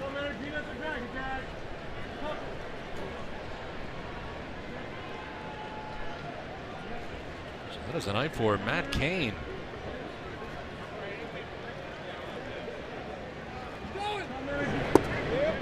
Tomlinson's got great speed. He can get on base as he takes a strike. Action in the pen. Stratton trying to get ready out there.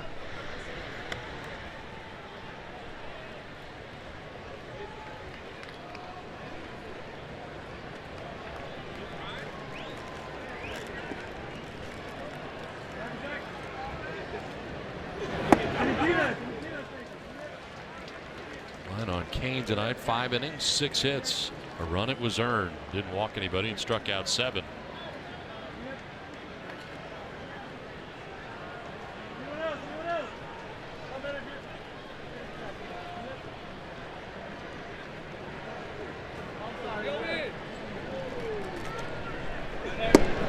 That'll drop in there for a strike, and Chacin jumps ahead here, 1-2.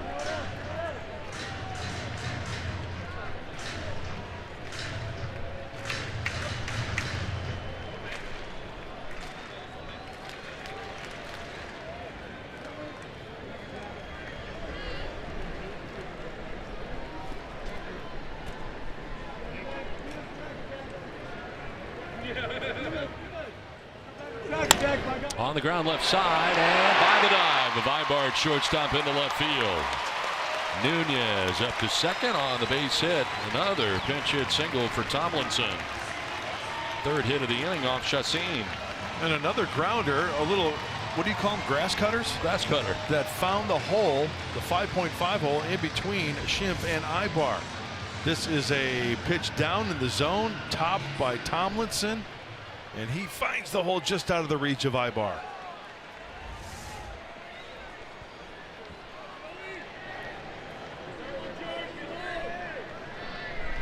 Two on, 1 away. Top of the order, Joe Panik coming up as The Giants have tied this game 1-1 here in the bottom of the 5th inning.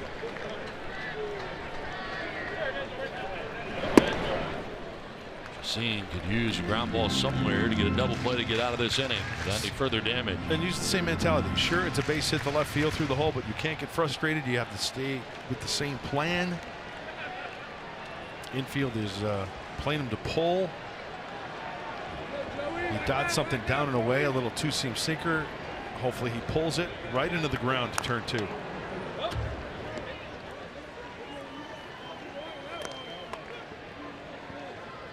You know, another thing about San Francisco here with the moisture in the air, the infield, you know, they water it down. It holds its moisture. I was going to say it looks darker. Yeah, like it's still kind of wet. And infielders like that because it makes the ball stay down when it's moist like that. That area in front of the plate, same thing.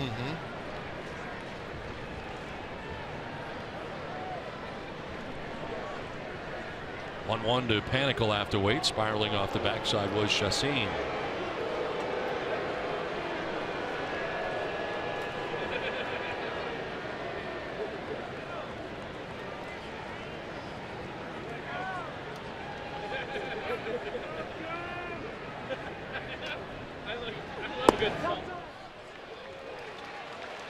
Two balls and a strike. Chacin has had to work hard in this inning, and that pitch count nearing 80.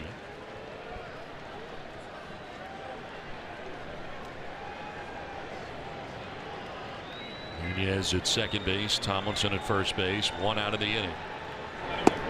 And he falls behind now, 3-1.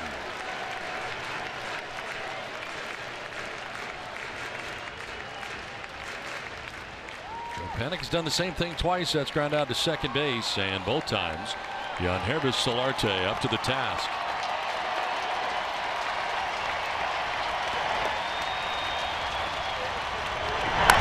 On the ground, foul outside of first base. Tough crowd on the ball attendants. Yeah.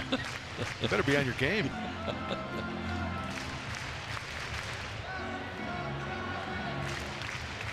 Big glove. Thing's huge.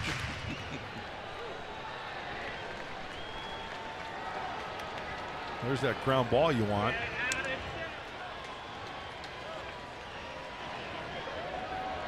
Payoff pitch, runners going, and that is a ball, and everybody is going to be safe here. Bases loaded.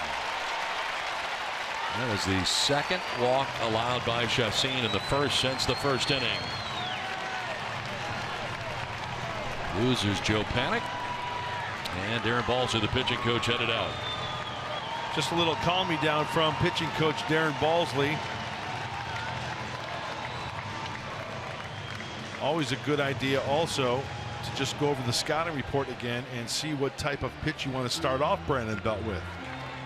Runners in scoring position, bases are loaded. Belt may be getting a little froggy. You swing at a first pitch that's really not to his liking, and then hopefully you get your grounder.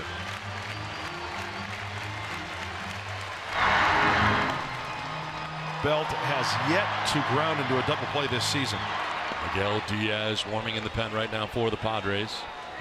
Chacin up over 80 pitches to 81 right now. Here is Brandon Belt. A walk in the first inning, struck out looking in the third inning. One grand slam in his career. A big rip there for strike 1. Yeah, he got froggy there. That was ball 1.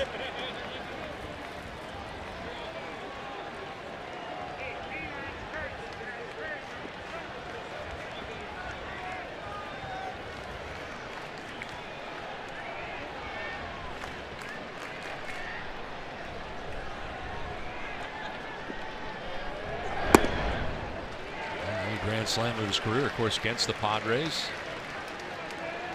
Luis Perdomo in the home opener. Brandon Belt with a grand slam at Petco Park.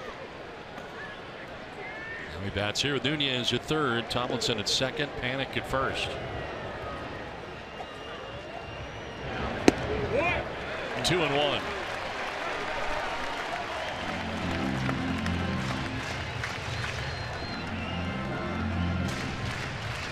Well, he went with the 1-1 breaking ball to go to 2-1. Could not get the off-speed pitch in there for a strike.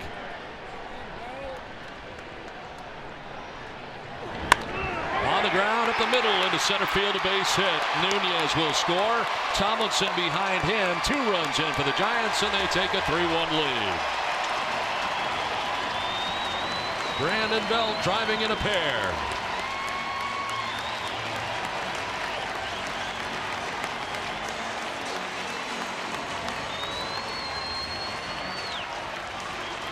That's clutch hitting by Brandon Belt. Swung at ball 1. Taking. There's the breaking ball, and now the last pitch of the at-bat once again. That's using the whole big part of the field, not trying to do too much.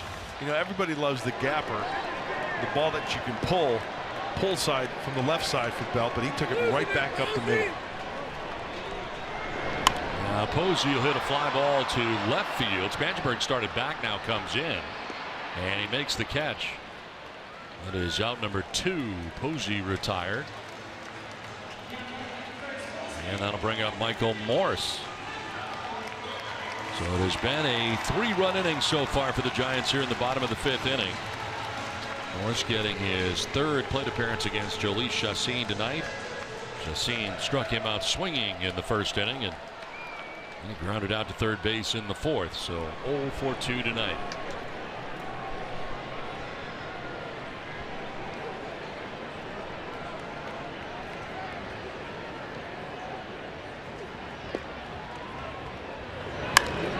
In the air to right field. Hunter Renfroe in a few steps will make the catch that ends the inning, but the damage done. Giants scored 3 times and take a 3-1 lead.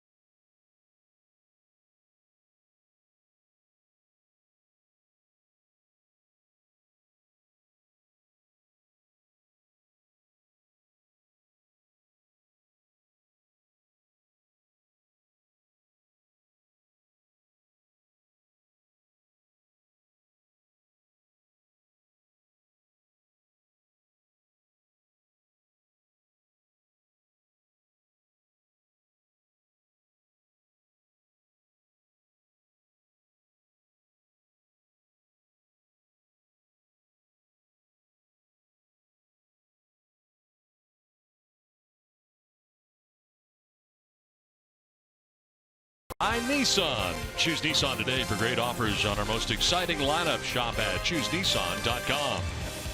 By Sequan Casino. Play, win together in the heart of San Diego. And by your San Diego County Lexus dealer. 3-1. Giants have the lead over the Padres now as they put a 3 spot on the board in the bottom of the 5th inning. Covey Cove out there. No splashing going on out there so far, but the Giants do get 3 runs as this pitching change is brought to you by El Cajon Ford. Chris Stratton now in the game for the Giants. Only his 2nd game, 3 innings, and not bad. A small sample size, 3 strikeouts, 1 walk. Got a 2-run pad for the Giants. So Matt Cain did go long enough to make himself eligible for a victory here tonight should the score remain the same. 5 innings, 6 hits, a run. He didn't walk anybody and struck out 7. Ended up throwing 86 pitches through 5 innings before they hit for him in the last half of the 5th inning. Will Myers leading it off here in the 6th. And Solarte and Schimpf scheduled to bat in the inning. Well, Stratton has not appeared in the game since April 22nd in Colorado, so it's been a while. This kid's got, it looks like a cut fastball, a curveball, and a changeup. He went 3 innings in that outing against the Rockies. Nice hammer there.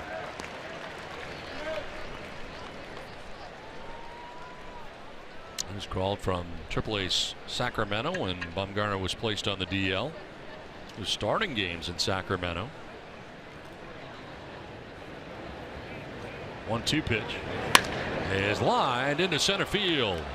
Well, Myers gets the Padres off to a good start here in the 6th inning with a base hit. His 2nd hit of the night.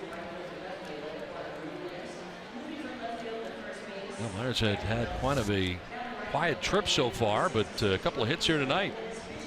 Hey, the Giants using the big part of the field, going right up the gut. How about Will Myers? Short, quick stroke for the base hit. Leadoff single brings up Yangervis Solarte. 1-for-2 in the game.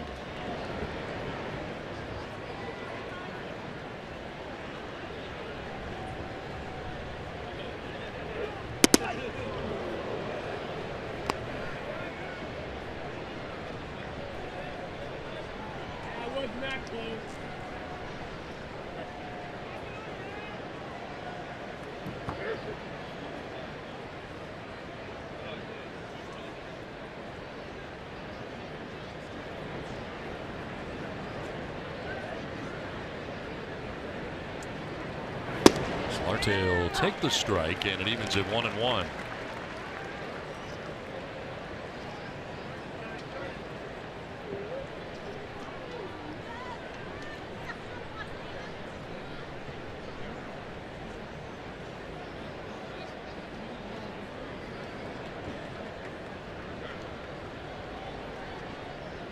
Myers with a short lead at first base and a 1-1 pitch. Solarte, that'll go back up the middle into center field, a base hit. Myers is headed for third base. He read it pretty well and gets to third. Padres have runners at the corners with nobody out here in the 6th inning.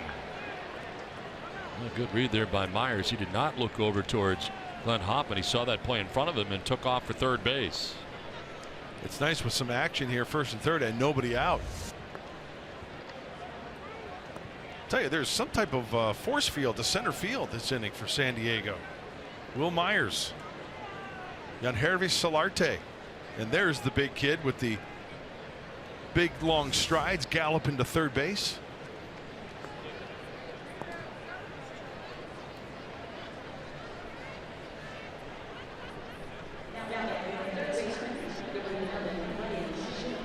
So first and third, nobody out, and it brings up Ryan Schimpf.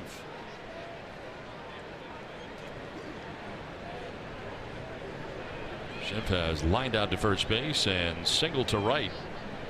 Came around to score the Padres' only run in the 4th inning. Driven in a base hit to center by Eric Ibar.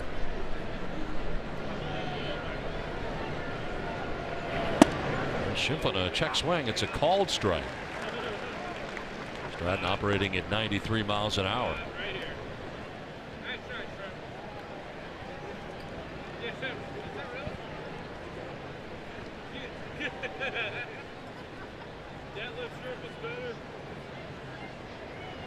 The 0-1. And that is high for ball 1, 1-1.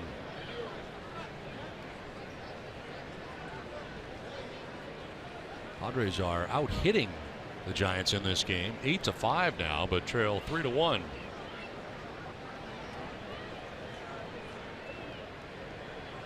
Solarte's got 2 hits. Myers has 2 hits. There's a fly ball to shallow right center field, and that's going to fall. Gets by both Stubbs and Hernandez. Myers will score. Solarte to third on the double for Ryan Schimpf. And the Padres are within a run, but have 2 in scoring position and still nobody out. Well placed out there in short right center. Stubbs and Hernandez coming together, but it falls. So 2nd hit of the night now for Ryan Schimpf. You know, Don, I'll be honest with you. On this swing, the big swing kind of fooled me. I thought this ball was going to be hit a little better. But then you look up, the outfielders are charging and just out of their reach. It splits the center fielder Stubbs and right fielder Hernandez. Still nobody out. As part of the double switch, Gorky's Hernandez now in right field, second and third here, and here is Hunter Renfroe. And the breaking ball missing high and inside. Renfroe had a tough time with Matt Cain, so he's not too upset that Cain is no longer part of this game. Struck out swinging in the second and then struck out swinging in the fourth.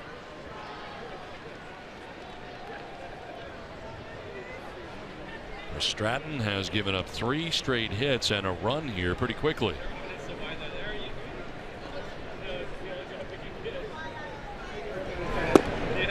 That's a strike, and it evens at 1-1.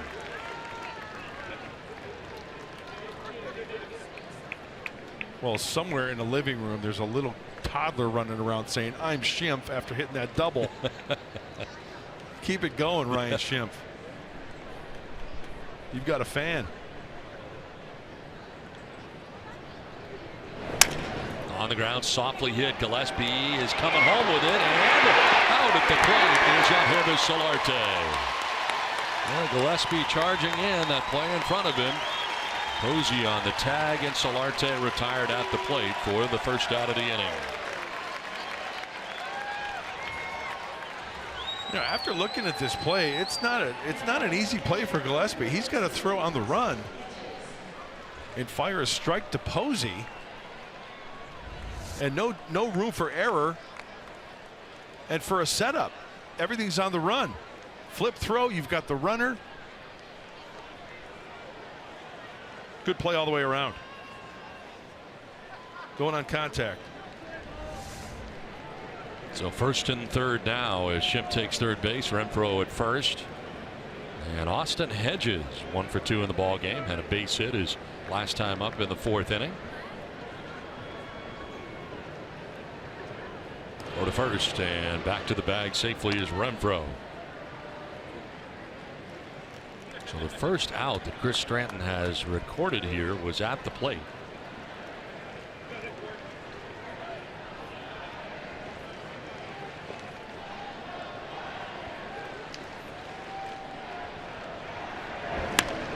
In the air down the left field line towards the seats and foul.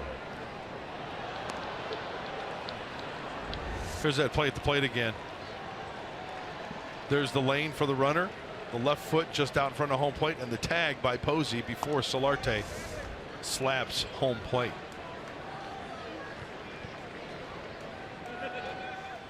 The second time the Padres have had an out at the plate. It was Hedges the first time in the 4th inning. Now Solarte here in the 6th inning. The 0-1. Swung on and blooped into right center field. That's going to fall for a hit. From third comes Schimpf. As the Padres tie the game, to third base goes Renfroe. It's an RBI single for Austin Hedges, and it's a tie game 3-3. Now Stratton has given up 2 quick runs here to the Padres, who come from behind to tie it up. Well, Stratton hit his spots. It's just that Austin Hedges fights it off. I've said this many times. You don't have to hit it on the sweet spot to be successful. Down below the label, that's an RBI. Isn't he just a dreamboat? First and third. And still only 1 out here as Eric Ibar stands in.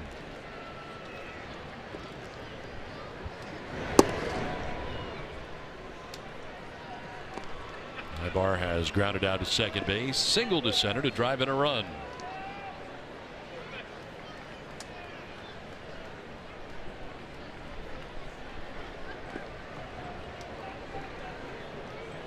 Ramirez warming in the pen. Bullpen coach Mark Gardner down there going over the lineup, going over the scouting reports, who he might be facing.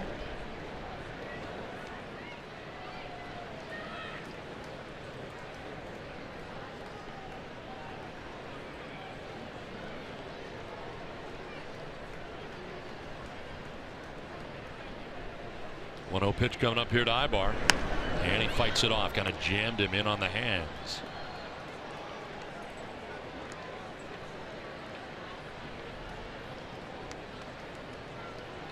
4 hits in the inning for the Padres. So far, 2 runs. It's only 3-1 when they came into the inning, but it's now tied 3-3, and Matt Cain will no longer be part of this decision. I like all the action. There's still only 1 out.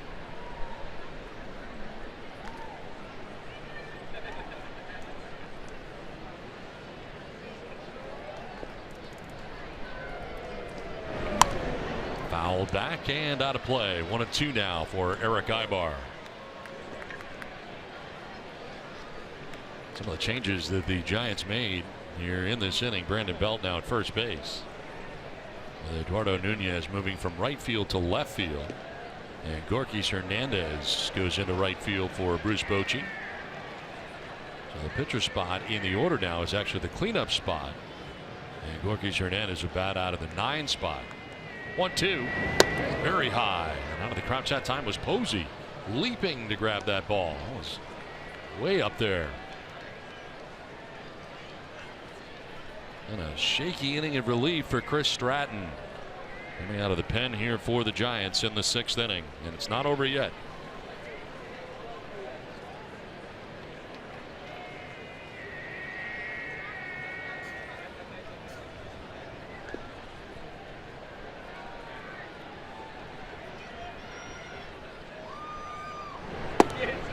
Outside, and it's a full count now.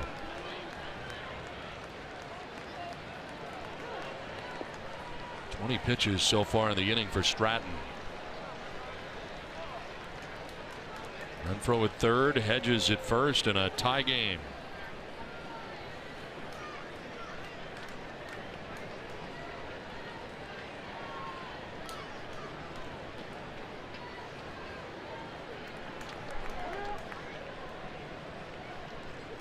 They keep the defense out there longer too.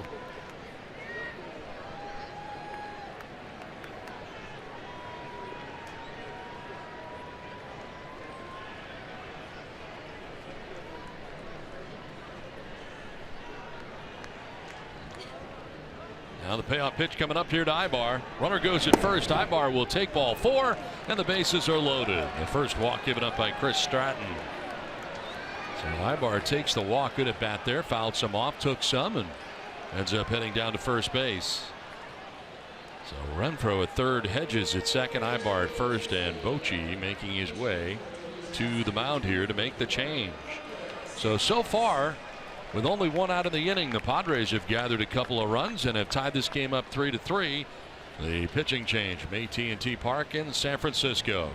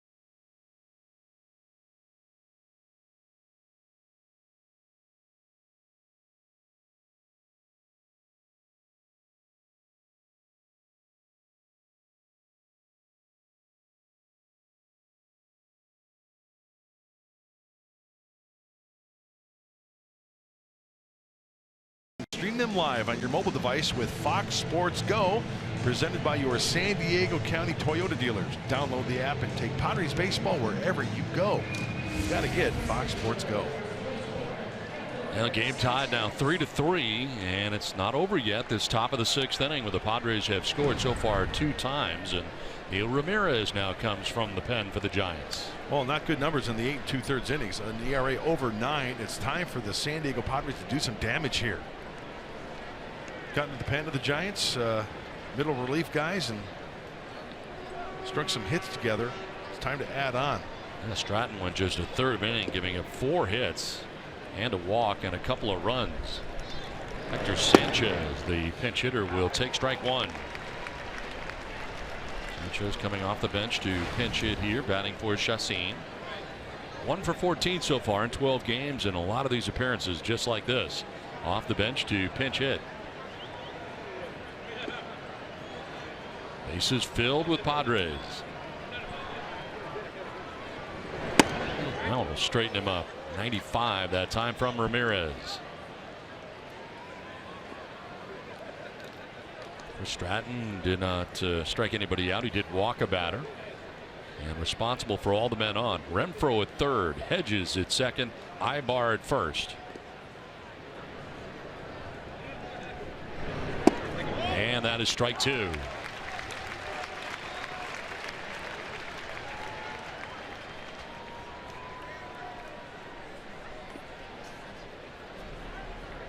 Jhoulys Chacin going the first 5, giving up 3 runs, all earned. Walked 2, struck out 6. Hoping for a lead here. Padres have a chance. The 1-2 is lined down the right field line. That is headed foul. Over the first row of fans. Just beyond the Padres bullpen down that right field line.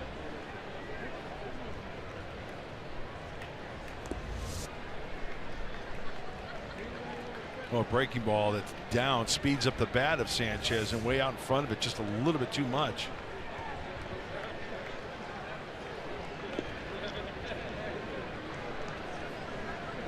Now the 1-2. And that one elevated into the 95-mile-an-hour fastball. Matt Cain started this game, not going to be part of the decision, with the first 5 giving up only 1 run. Now the Padres have gotten into that bullpen, and it has been a different story since. Sanchez fouls it straight back. Another fastball back to back.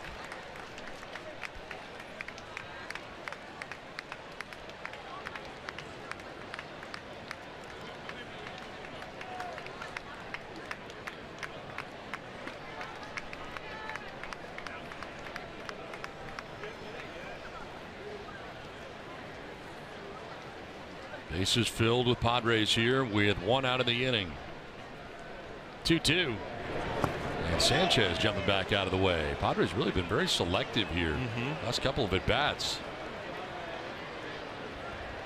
Especially Eric Ibar, who ended up walking. You got the top of the Padres order. Manuel Margot waiting on deck. So here we go. Bases loaded, and a 3-2 pitch to Sanchez. Is ball 4, and he walks in a run. Padres will take the lead. From 3rd comes Renfroe, and the Padres take a 4-3 lead. Nice at bat for Hector Sanchez, who gets the walk here with the bases loaded. Back-to-back walks here allowed by Giants pitching. Now Chacin does have a lead.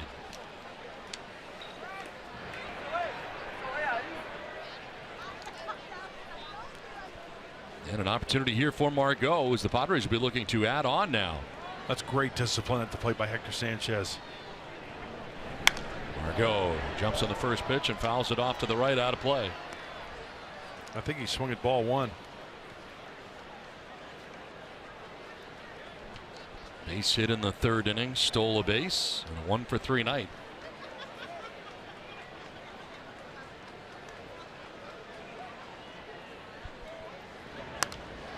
Foul back, out of play, and it's 0-2.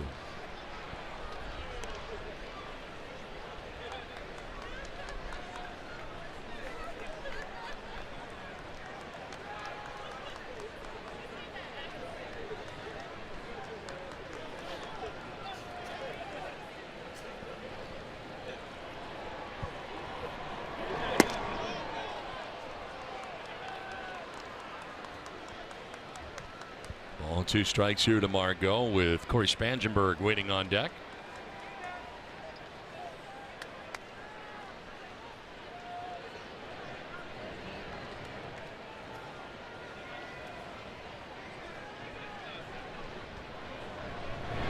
And Margot hits a foul ball just outside the line.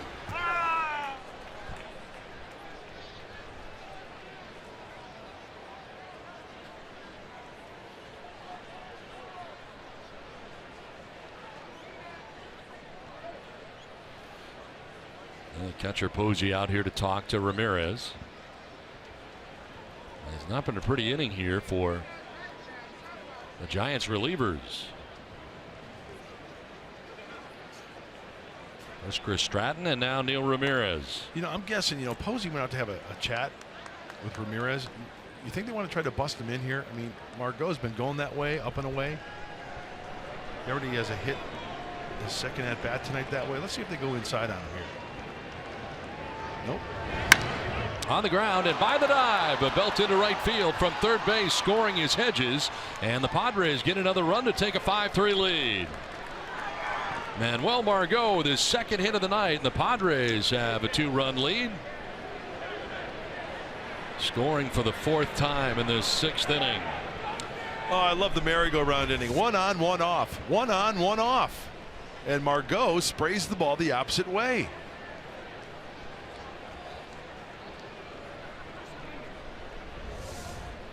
Dave Rigetti out there, the pitching coach.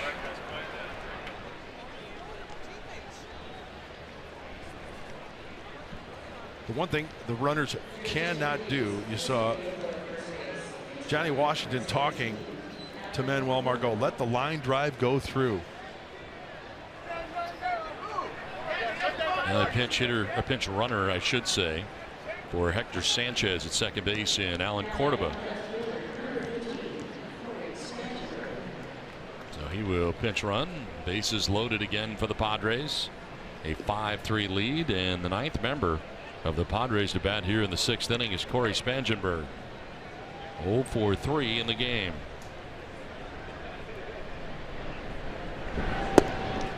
Let's take strike 1. It's all started with a single by Will Myers to begin things in the top of the 6th inning.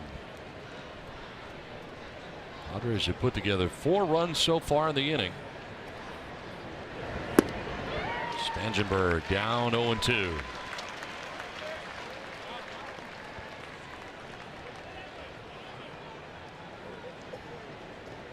Got to throw him another curveball here, doesn't he? He's had trouble with it so far. See if he bounces one here.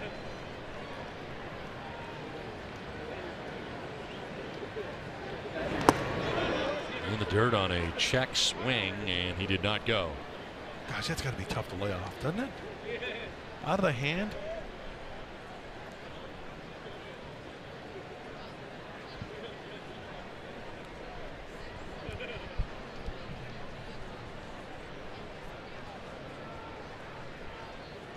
Bases filled with Padres, 1 down in the inning. And it evens up now at 2-2. 17 pitches for Neil Ramirez, facing just his 3rd hitter since coming into the game. Walked Hector Sanchez, the pinch hitter, and Sanchez picked up an RBI because bases were loaded when he drew the walk. 2-2 is on the ground, left side, deep short, and the throw to second is going to be in time. But a run will score, as in from third is Eric Ibar, and the Padres take a 6-3 lead. So Margot is forced out at second base, 6-4, and a nice play there by Arroyo. It was a deep short against the grain. And able to get Margot. Spangenberg will reach on the fielder's choice and pick up an RBI. You know, Don, this ball had such funky English on it, caught in the heel by Arroyo, and that is what you're right. That is one heck of a play. And then Joe Panik acting as the first baseman at second base on that force play. Does he pick it? Yes, he does. Just before he slides into the bag. But the Padres add on. So the Padres have batted around here. Here is Will Myers for the second time in this inning. Go to first, and back to the bag is Spangenberg. Myers got to start it with a single. He would score the second run.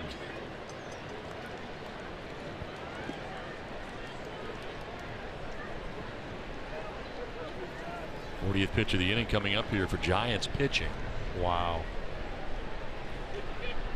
It's between Chris Stratton and Neil Ramirez. Go to first, and Spangenberg back again. You know, I'm glad you said something about Will Myers coming up to the plate again. I'm on team 10 when it comes to batting around. Yep. I've got to see the guy twice. I'm on board with that.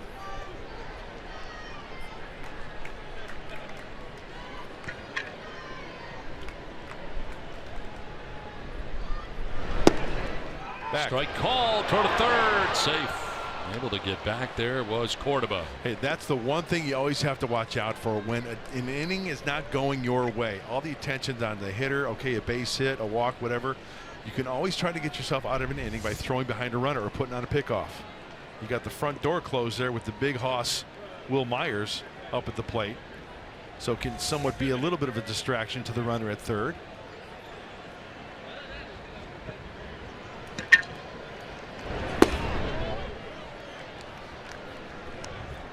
The element of surprise, a lot of catchers like that, having the screen. With the right-handed hitter there blocking it. And, you know, quite frankly, in an inning like this, runners can get a little lazy too, right? Sure. They get caught up in the moment. Hey. Longer you've been out there. Right. Short lead for Cordoba is playing close to the bag. There is Gillespie at third.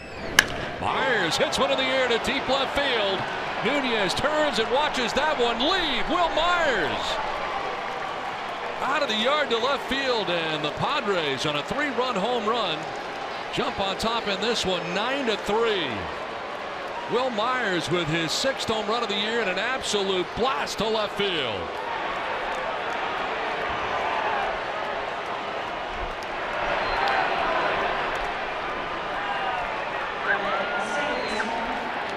What an inning this is in the 6th for the Padres. They have scored 8 times in the inning.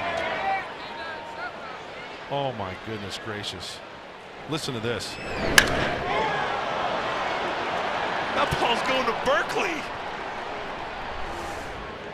That ball's crushed. That was just towards the base of the Coke bottle out there, I think. Unbelievable.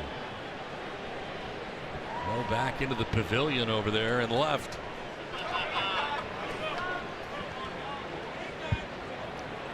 You know what else I love? How about Will Myers going opposite reaction when he knows that he's gotten it on the home run? You know, some guys will do the bat flip, some guys will stare, admire it. Will Myers goes like he didn't get it. He goes into ticked off mode, as if he didn't get it. No, he got that one. You think?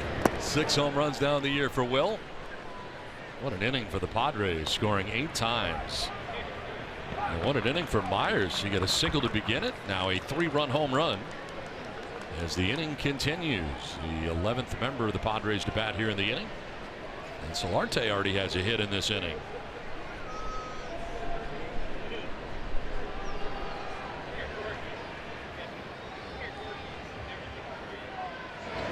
Swing and a miss by Solarte. And he strikes out to end the inning. But what an inning it was. Padres with a huge inning. Ryan Schiff able to get a double. Austin Hedges driving in a run.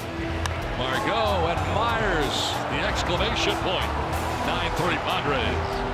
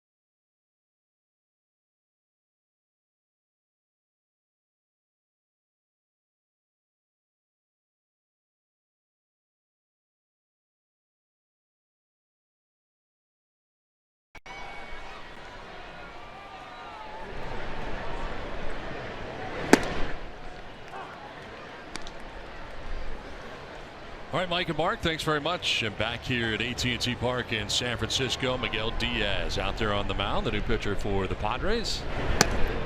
And a pitch high from Diaz. Christian Arroyo leading it off here after the big 8-run inning for the Padres. Their largest run total in an inning prior to this had been 5 runs. And an 8-run top of the 6th. And a liner to right field, and coming to make the catch as it was hooking was Renfroe. Able to make the grab. Coming into the slide and kind of reaching across his body to make the grab. 1 out here in the 6th inning. That ball slicing off the bat of Arroyo, and watch Hunter. He's got to like redirect almost. Big first out, and now we've talked about it before. Big inning offensively. How about a big inning here defensively? That's a good way to start it off for Hunter Renfroe and Miguel Diaz, who's now throwing the pill. Diaz taking over for Chacin, pitcher of record, and went the first 5 innings in this game. Giving up 3 runs, 5 hits, walked 2, struck out 6. Connor Gillespie taking a pitch outside.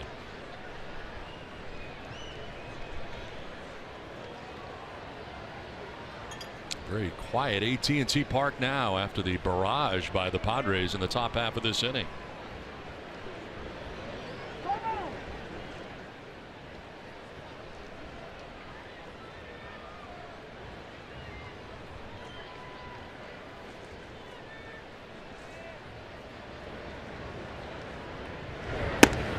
Gillespie jumping back out of the way. Eduardo Nunez waiting on deck. Giants batting here in the bottom of the 6th inning.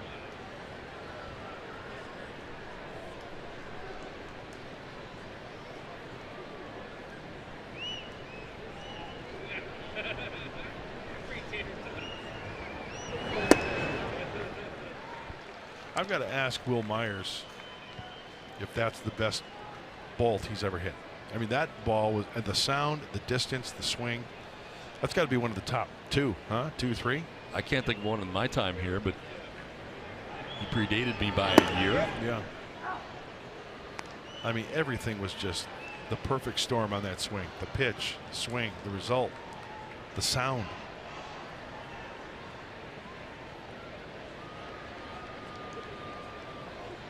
A 2-1 pitch.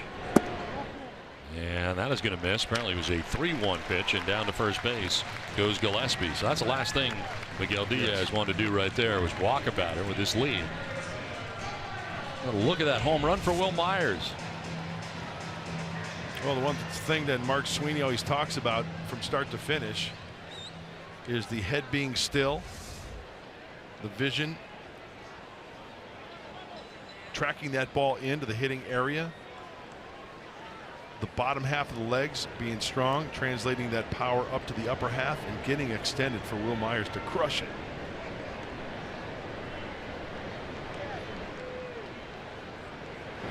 Eduardo Nunez will take ball 1. 1 for 2. He singled and scored a run in the 5th inning.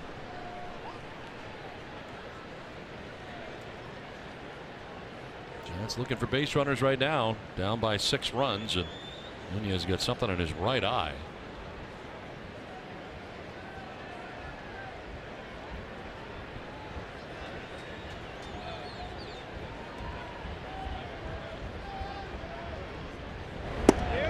They'll drop in there for a strike, and it's 1-1. Both bullpens are quiet right now as Miguel Diaz first out of the pen tonight for the Padres.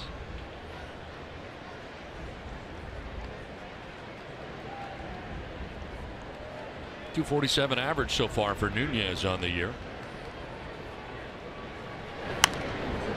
Foul it off to the right, out of play. Diaz, I'm sorry, Don, Diaz has got to pound the zone. Pound the zone. 6-run lead. Pound with that sinker. Get a grounder. Hey, strikeouts are nice. Pitchers love strikeouts, but throw fewer pitches. Grounder, double play.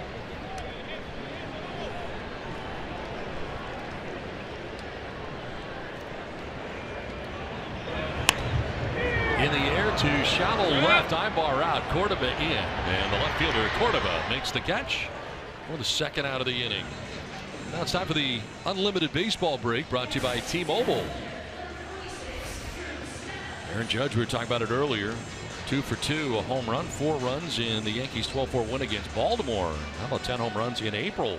Tying a Major League rookie record for April. Matt Kemp, 3 for 5. His return coming off the DL. First career 3 home run game. And White Sox defeating the Tigers 6-4 in 10 innings.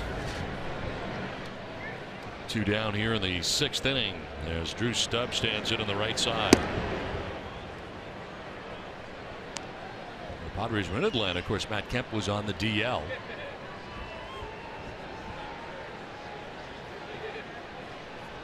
How about the White Sox? We showed that. Over 7.5 runs in the last 6 games for the Pale Hose. Surprising, I would say. I don't think anybody really expected them to do what they're doing currently. They started the day with a half-game lead over the Cleveland Indians.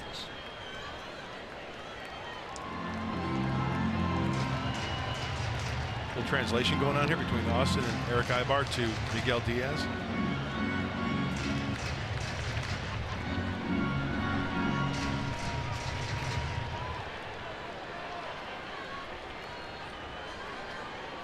Drew Stubbs, 0 for 2 in the game, has struck out looking and popped out to first base.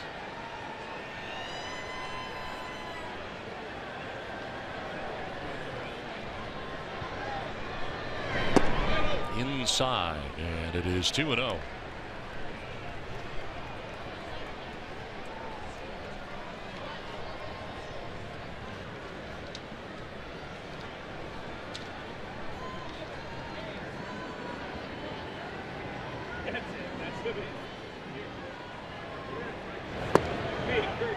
Diaz falling behind now, 3-0.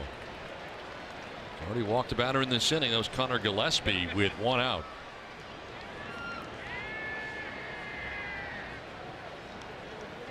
Diaz has allowed a run in 5 of his last 6 outings.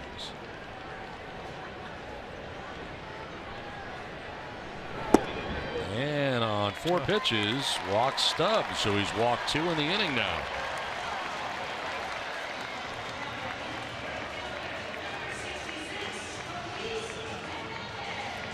Well, I can't tell you what's going through the mind of Miguel Diaz right now, but one thing is for sure, sometimes, I say sometimes, pitchers try to be a little bit too fine.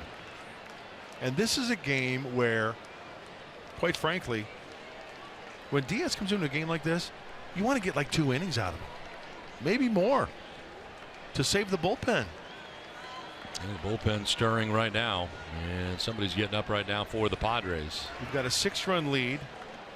You've got a day game tomorrow. You've got an off day Monday. You want to give Diaz some innings. Shut him down. Quick innings.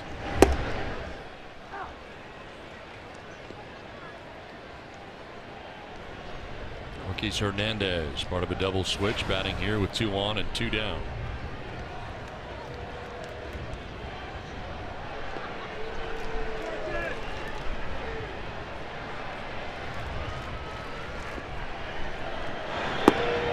Check swing on a ball down, 1-1.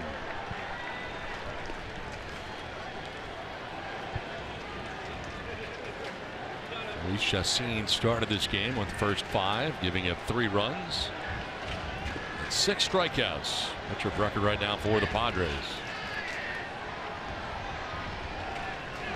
Hernandez grounds 1 foul and is down 1-2.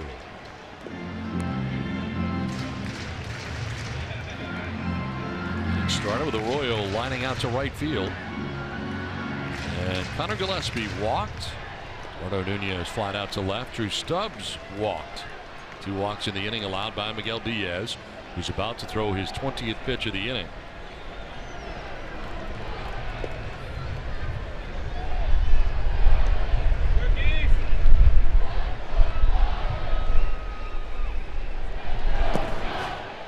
Two and 2.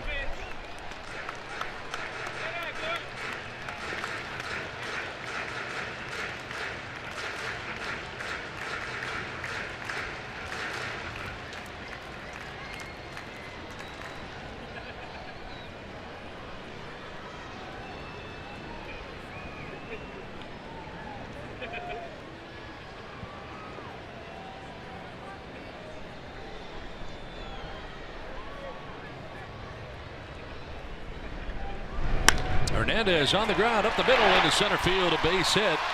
Gillespie coming around from second base, and the Giants pick up their 4th run of the game. It's now 9-4. So a 2-out RBI single for Gurkey's Hernandez.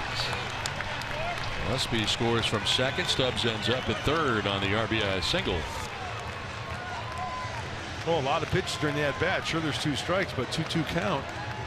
Seeing a lot of pitches from Diaz. He got the fastball.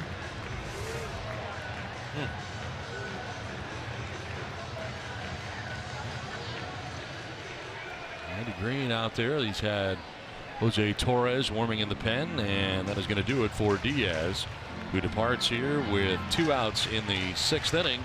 A run in, 2 on. The pitching change from AT&T Park in San Francisco.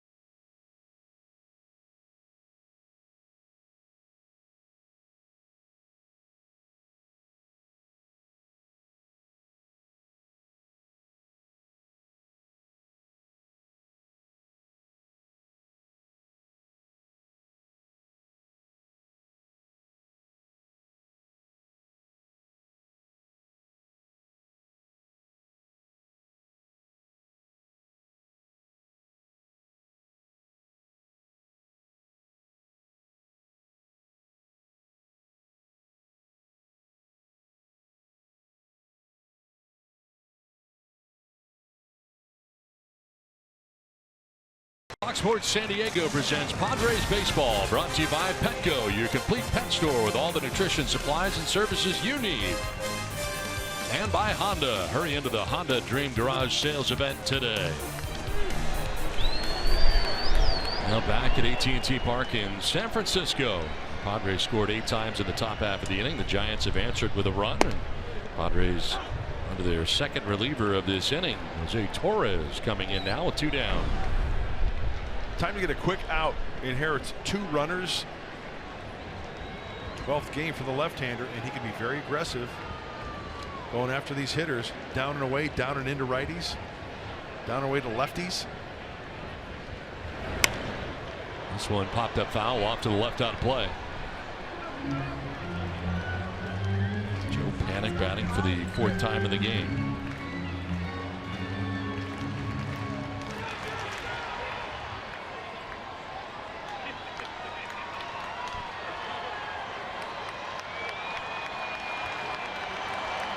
First and 3rd right now. 0-2 from Torres.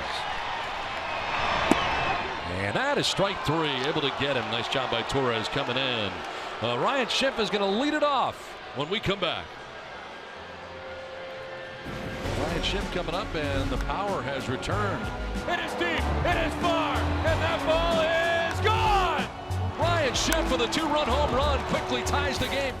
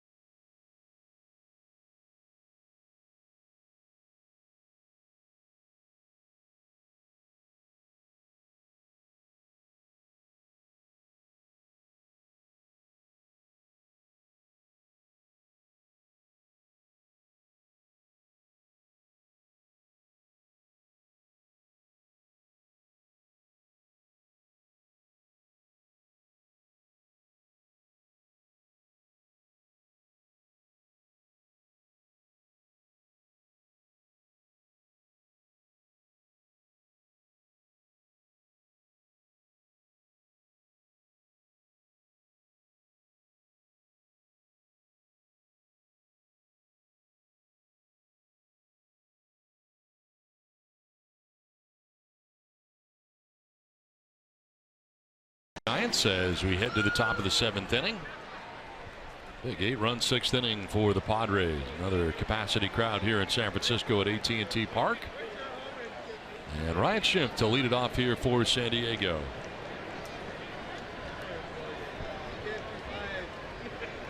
Ramirez back on the mound. He had to throw 25 pitches to finally get out of the top of the 6th inning.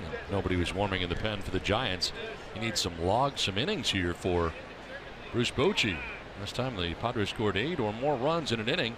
They first in 2015, and that was against the Rockies, an 8-run 8th.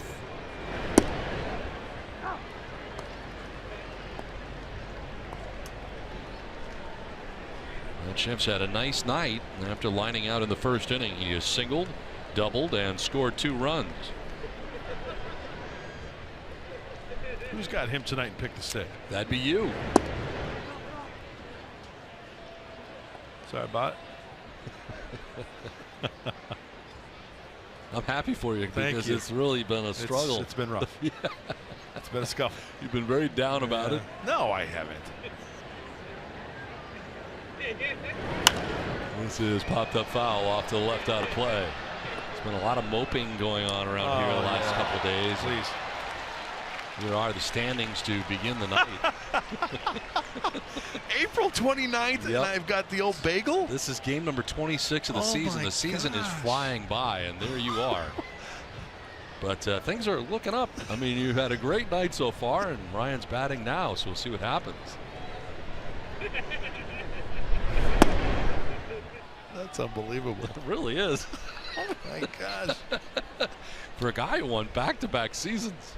Right? I mean, you took it home. I think it's time to, like, call it quits. Retire, take it to the house.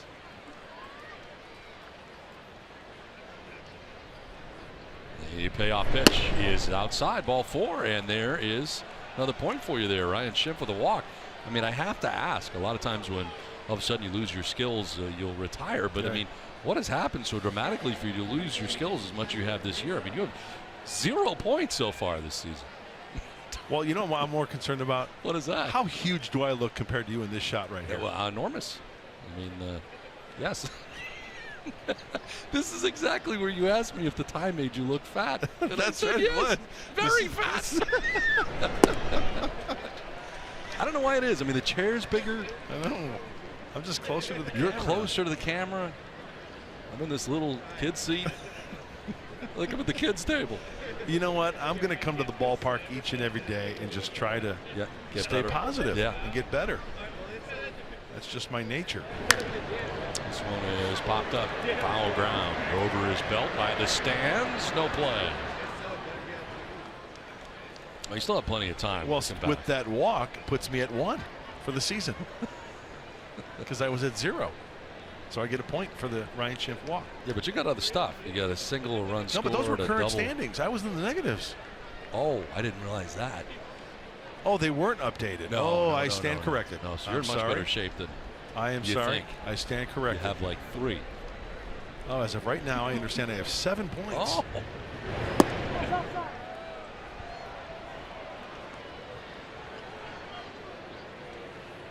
Renfroe batting with 1 out and Schimpf at first base.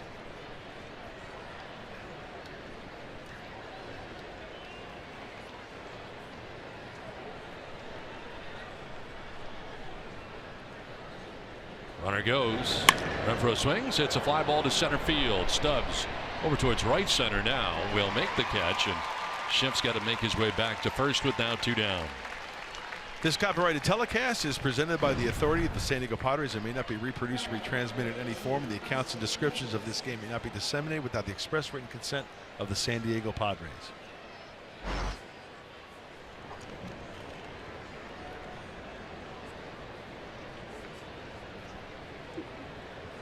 So it brings up Austin Hedges.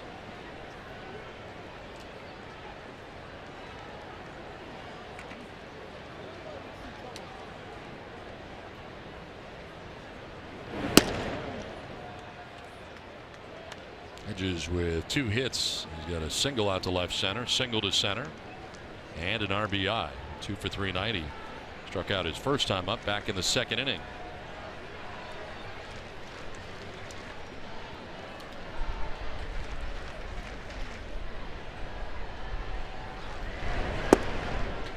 breaking ball in there for a strike.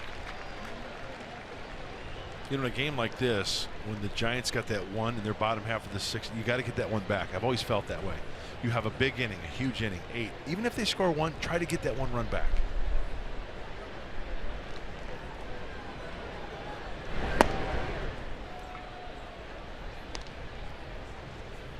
Andy Green tried to keep the pressure on there, having Ryan Schimpf start.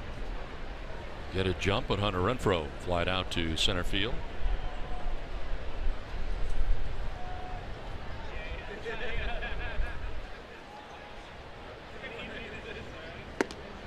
Wild swing and a miss there for Hedges. Well, that's the swing you want, 2-1. You're going to get the fastball up, middle in.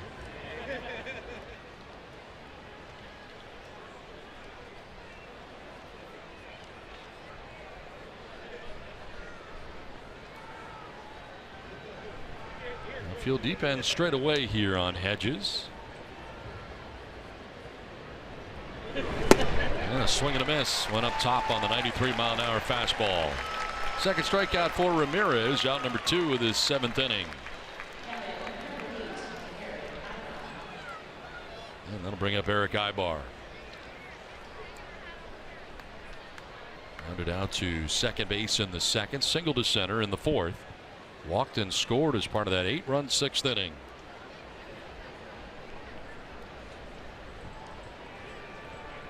Quick check on Schimpf at first.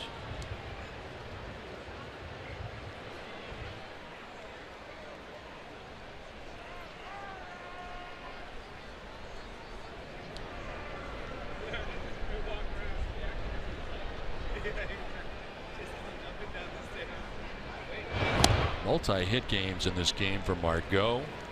Myers, who leads in that category with 3 hits. Solarte with 2. Schimpf with 2. Hedges with 2. Padres with 12, out hitting the Giants 12-6.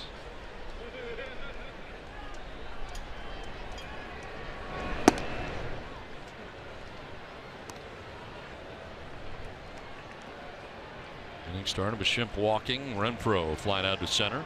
Hedges struck out swinging.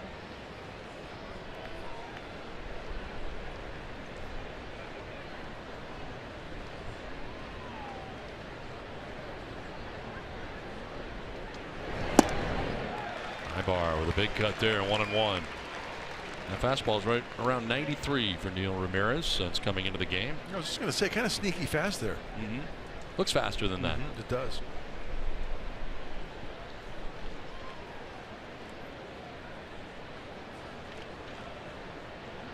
Slide step sign from Buster Posey and fastball away. There goes the runner and a foul ball. Tell you what, that was a high slide step. You know, the catcher will, before giving the sign, will kind of rub the inside and then go fastball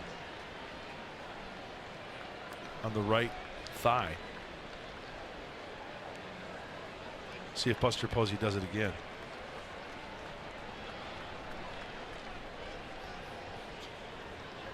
Slide step.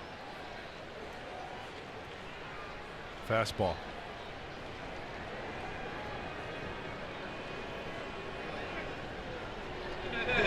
That's a high slide step. Yes, that's like is. full. Yeah. That's not even like a slide step. That's like traditional high leg kick. Yeah. So either Ramirez is blowing it off, or maybe that's his slide step, I guess.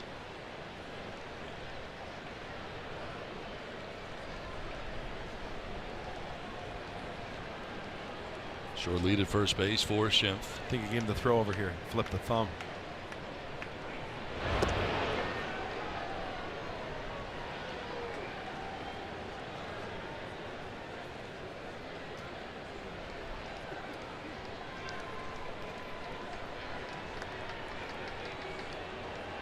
Slide step slider.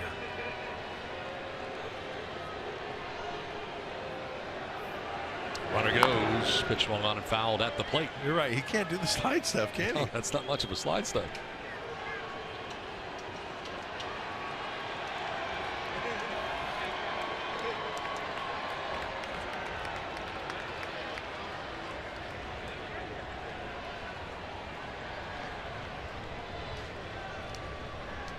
I would have you recreate a slide step, but I don't think there's any way we can do it here unless you stand on the table. Yeah, and we're not going to. We don't want to break this table. The 1-2. Swung on and missed. Gets a long way away, though, from Posey. He's got to run it down, and he'll have no play. So reaching at first on the strikeout is Ibar as it gets away. And up to second base goes Schimpf. Wild pitch, allowing Ibar to reach on the strikeout.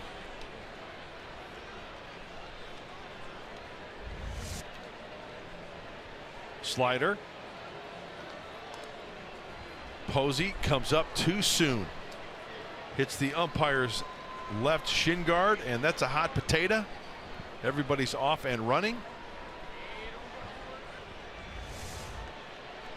So 2 on, 2 down.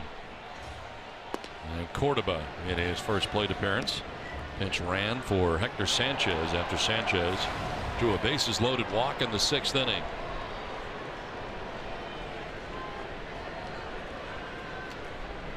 Cordoba took over in left field for the Padres defensively.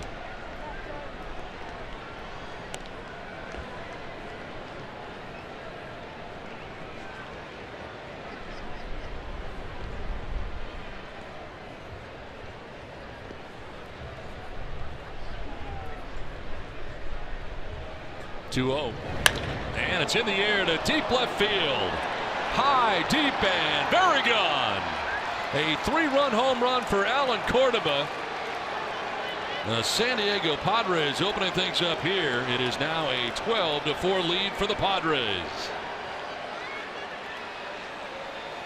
Cordoba getting all of that one.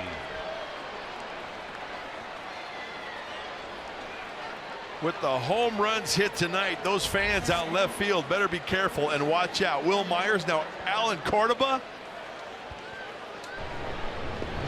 Cuidado! Piso mojado.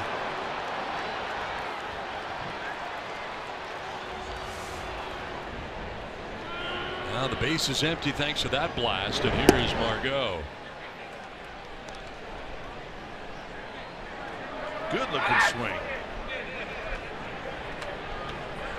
They are headed to the exits here at AT&T Park right now.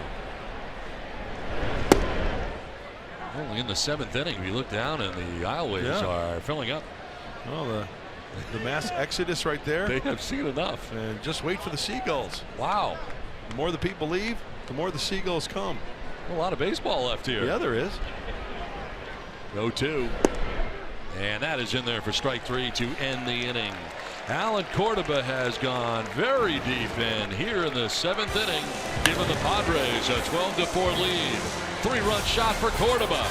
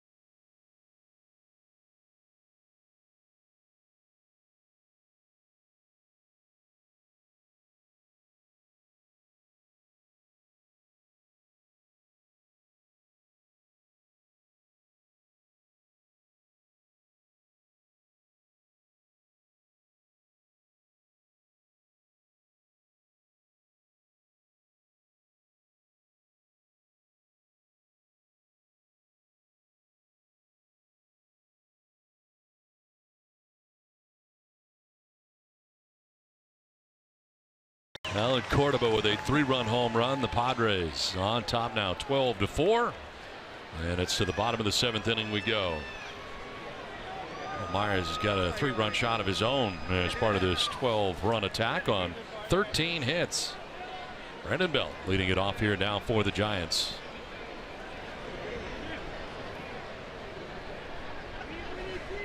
Jose Torres back out there again. Padres into a shift on the right side. And a fly ball headed out towards right center field. Renfroe from right will step in front and make the catch for the first out of the 7th inning. So 1 down, and Buster Posey coming up here. It's nice that the boys are busting out the shillelaghs tonight. Haven't had a lot of these where they can enjoy, relax, and have some fun. They open it up here.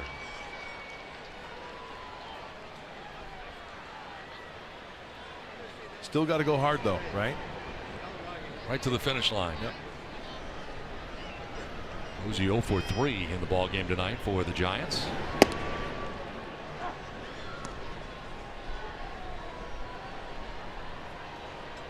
One of the problems for the Giants has been the bullpen.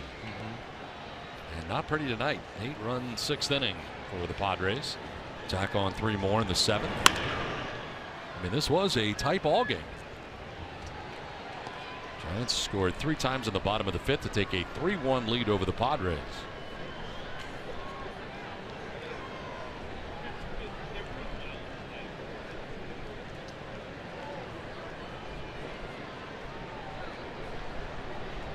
Torres ahead of Posey here, 0-2. Already has a strikeout. He was able to strike out Joe Panik to end the 6th inning. Now back out there to start the 7th.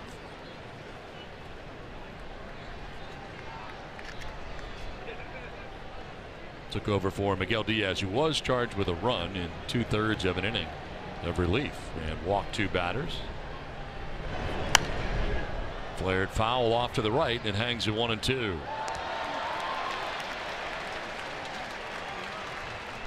Posey coming into tonight's game hitting at .357 on the year. Really one of the few consistent Giants hitters.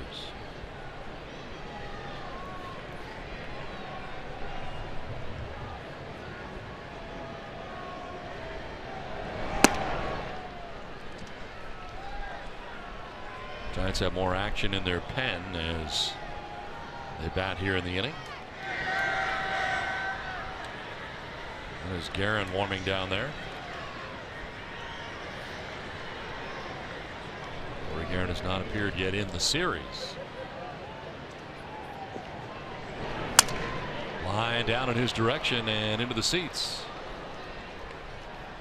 Hey, great giveaway tonight here in San Francisco. Did you notice that? Is it the hats? It's the Elmer Fudd hats? Yes. 2 flaps down? Yeah. You dirty wabbit. I love those. Joe Madden wore something similar in the World Series back in 2008. It just had a Tampa Bay Rays logo on the front of it. Against the Philadelphia Phillies, you may recall. It'll keep the dome warm. It's nice. Yeah. And it comes in handy here at AT&T Park. Get chilly here at night. I love the flaps. Yeah. Keep the ears warm. And all of my chins. Swing and a miss. And Posey strikes out. Second strikeout for Torres. 2 down. Well, Torres is very aggressive with the fastball. He pitches well into the righties. Here it is again. It's worth another look. Actually, that one kind of leaks outer half a little bit.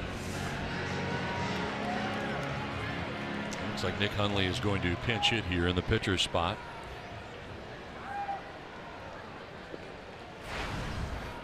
Hundley, who started last night's game catching, giving Buster Posey the night off.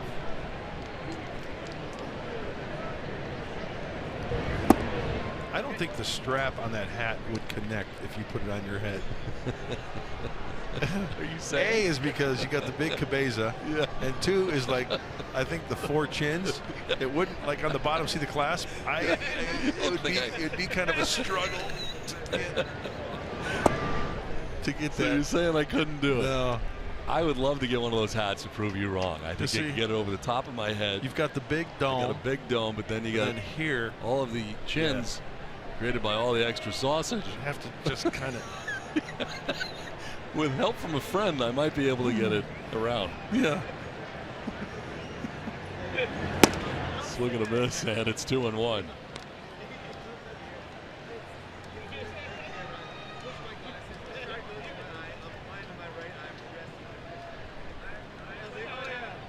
Christian Arroyo waiting on deck here for the Giants with 2 down in the 7th inning.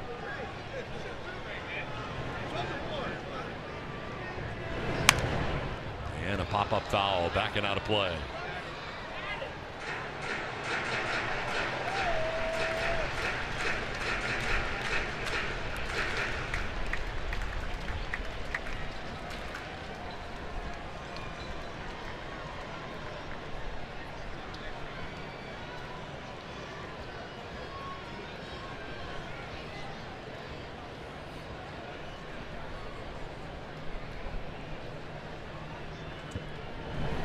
Swing and a miss, and Hundley strikes out. That's 3 Ks for Jose Torres.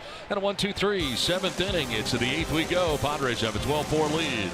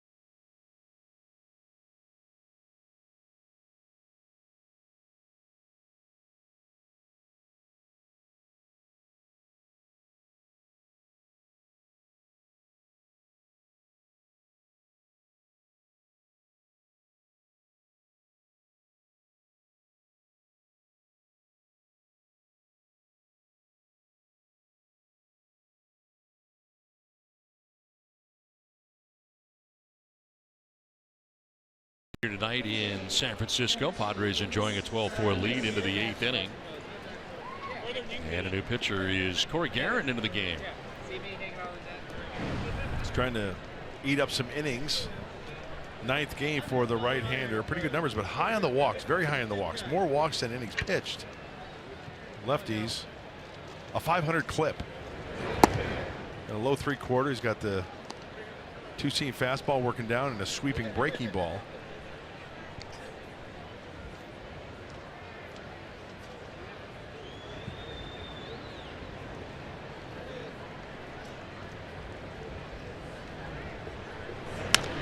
This is back to the mound, and Guerin will flip to first base.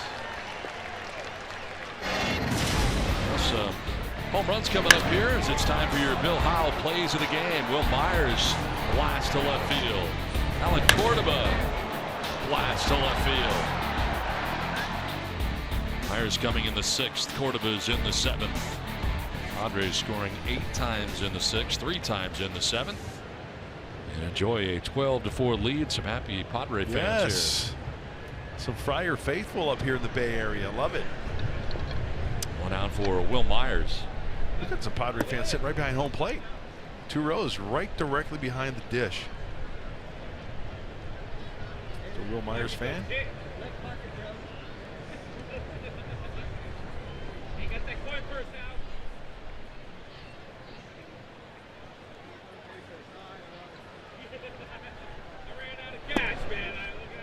Now Matt Cain tonight threw 86 pitches in 5 innings. The starter. The relievers in 2 innings threw 73 pitches.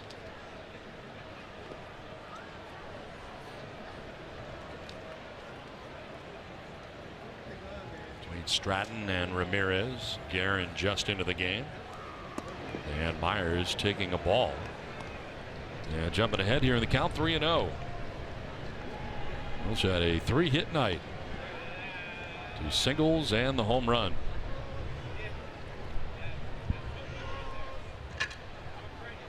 Over 52% of the Padres runs have been from home runs.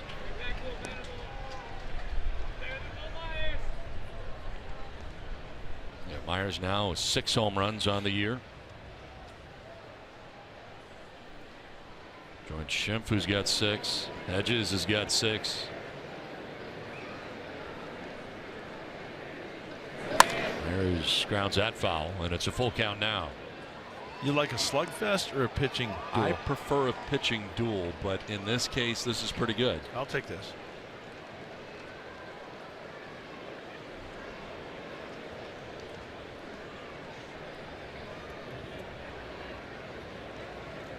And as you mentioned earlier, Don, pretty much everybody in the lineup is getting into the act, with the exception of a couple of spots in the lineup. Everybody's getting on base.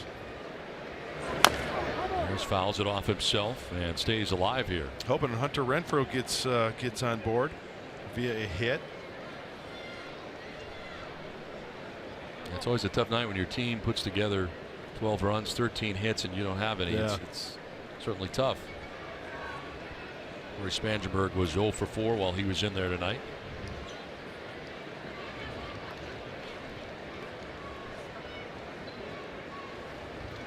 So Solarte waiting on deck with 1 down in the inning. You know, it's always nice. What's that? Is when Padre alumni are watching the game. I mean, you can't get Padre baseball out of your blood, right? Especially if you wore the uniform. Archie Sanfranco. Love Arcangelo. You know Archie? I have never met him. Oh, you got to meet him. One of the best. Awesome. He's the best. He was one of those guys that was a utility guy. He could even catch in a pinch. Put him at first, put him at third, put him in the outfield, and a great guy to have in the clubhouse. Kept things light, kept guys on their toes. A good egg. Myers will take strike 3 as he heads to the dugout. First strikeout for Guerin. 2 down here in the 8th inning. Now tomorrow it'll be Clayton Richard on the mound for the Padres. Matched up against Ty Block, who gets the start here. 0-1 so far for Block. 2-3 for Richard, and we'll get you started with Padres Live at 12:30.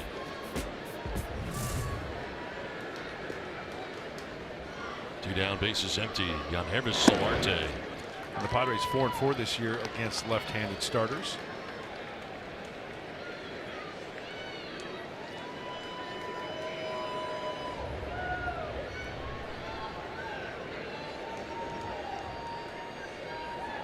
Yangervis with a 2-hit night. Single in the infield to short, single to center. Yeah, ground ball shift on here into the backhand. Goes Panic, long throw, but he'll get it there in time. Into the bottom of the 8th, Padres on top 12-4.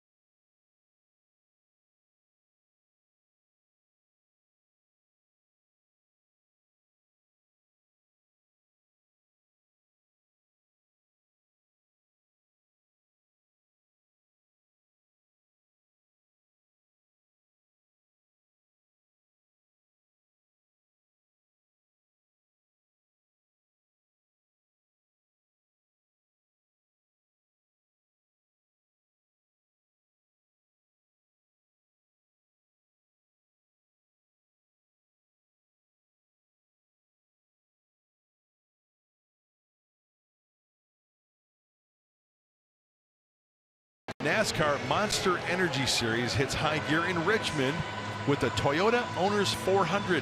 That's tomorrow at 10:30 Pacific on Fox.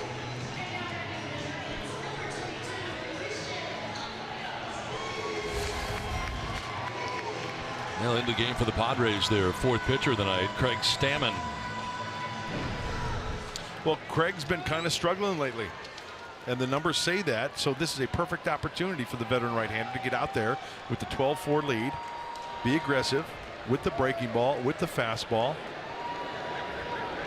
and get quick outs and get him right back in that dugout. And that's a good start.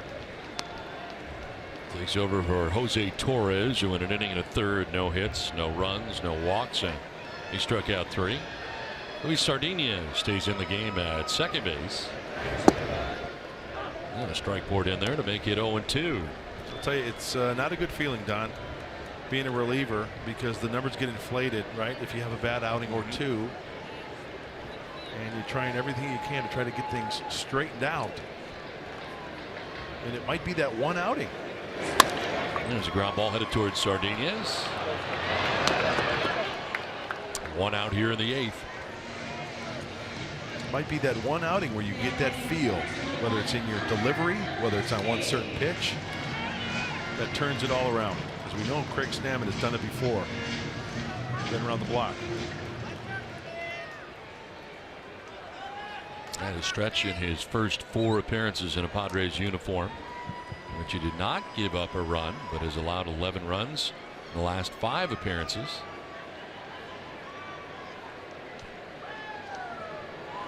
There's 1 out here in the 8th, and Connor Gillespie. Gillespie's got a couple of hits. Single in the infield in the 2nd, a double to left field in the 5th, scored a run, and walked in the 6th inning. So he's been on base 3 times in the game.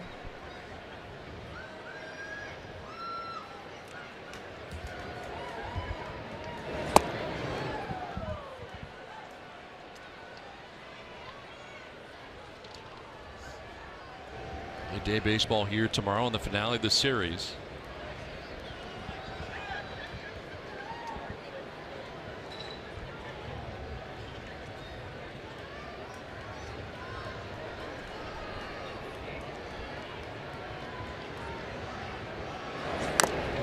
Foul back to the screen, and it's 1-2.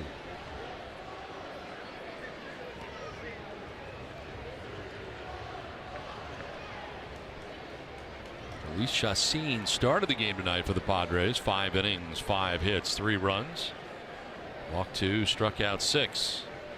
Came into the game individually at 2 and 3. We've seen Diaz and Torres since. Diaz did give up a run in relief.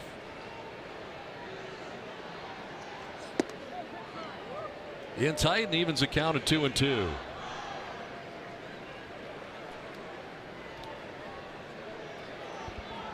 Five in a row retired by Padres pitching.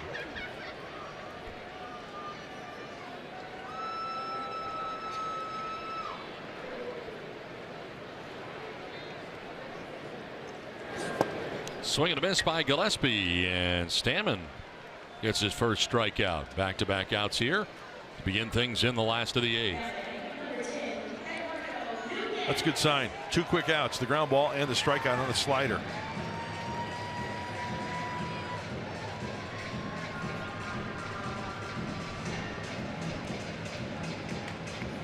Brings up Eduardo Nunez. 1-for-3 in the game with an RBI single back in the 5th inning. Well, the Giants, with 3 runs in the 5th, had taken a 3-1 lead. And that quickly changed. And the Padres in the top of the 6th put an 8 spot on the board. 3 more in the 7th.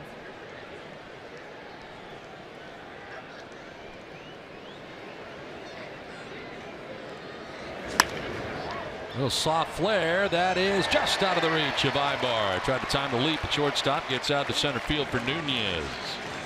That's his 2nd hit of the night. Looked like Ibar was going to get there for that one. Just off the top of the glove. I thought he was too. Thought he had it. Oh, yeah, he drew a little leather. See that? Got it off the fingers of the glove. You know, infielders use that shorter glove too to handle grounders more easily. Not like they don't have the luxury of having a big long glove like an outfielder. Here's Stubbs trying to hold up on a first pitch in the dirt. Did not, according to Marty Foster, first base umpire. He went around.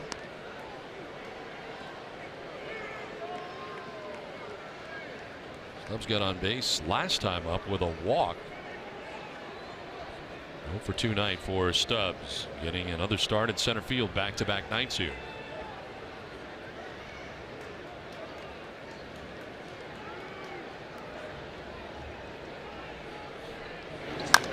Ground ball softly hit by the mound, charging from third. He's shut down, can't make the play. Kind of a do-or-die play, cutting across, not hit that hard, and it glances off Schimpf's glove. Stubbs will reach. Nunez will take second base. Well, we've seen Ryan make this play before. He's got a beat on it. It's just the short hop. Half in the webbing, half out. Nothing to really grab onto there and secure it.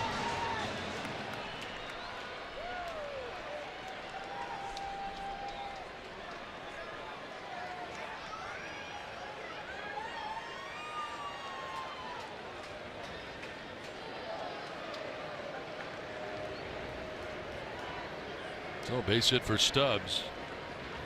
Rookies Hernandez. He'll take strike one.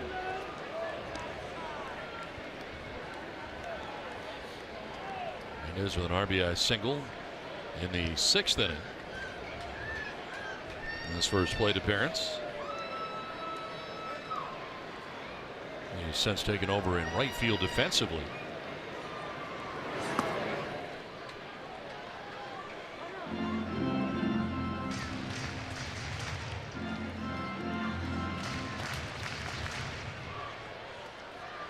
Padres on top 12-4 with the Giants batting here in the bottom of the 8th inning. With 2 outs, Nunez at second base, Stubbs at first.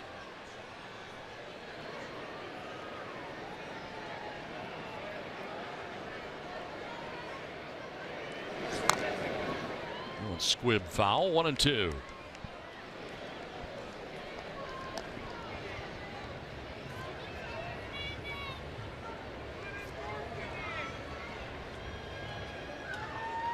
Big gap out there in left center field right now for Hernandez as Manuel Margot well into right center.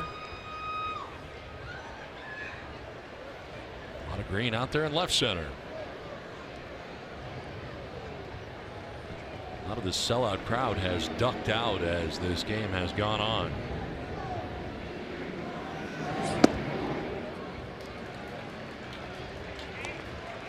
Should make for a much better exit for us after the ball game. Yes.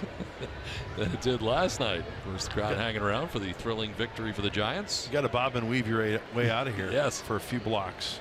Send you out as a lead blocker ahead of me.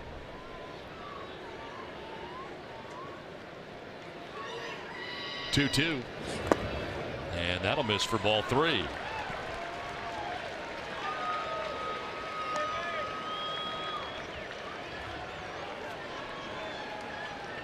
Stammen got 2 quick outs in Arroyo and Gillespie on a ground out and a strikeout. 2 hits and now a battle here with the top of the order. Joe Panik waiting on deck.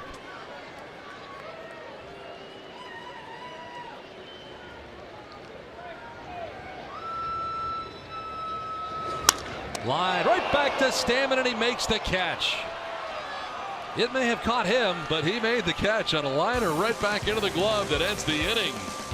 How about this shot? What a reaction.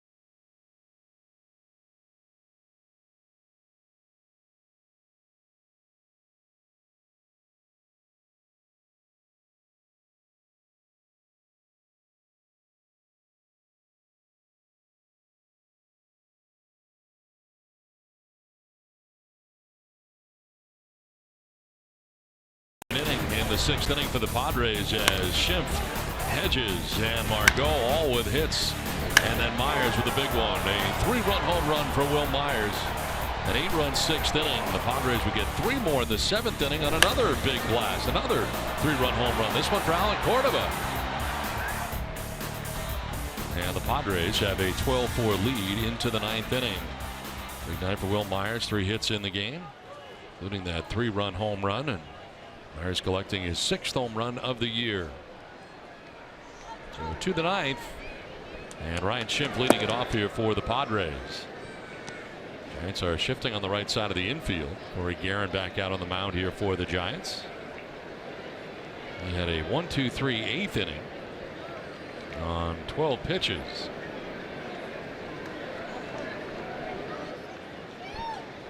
Ryan Schimpf's had a nice night. A single in the 4th, a double in the 6th, a walk in the 7th.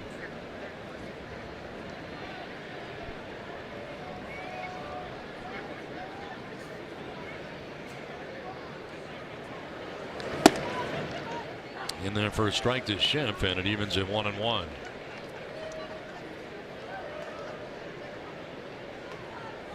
The town of San Francisco has around 10,000 more dogs than children.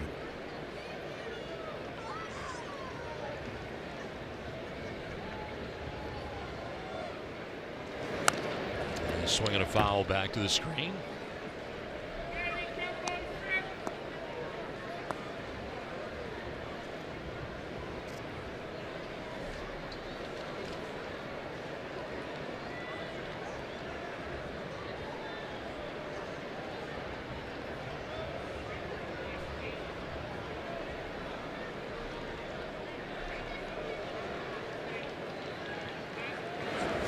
Swing and a miss for Schimpf, and he strikes out for the first out of the 9th inning.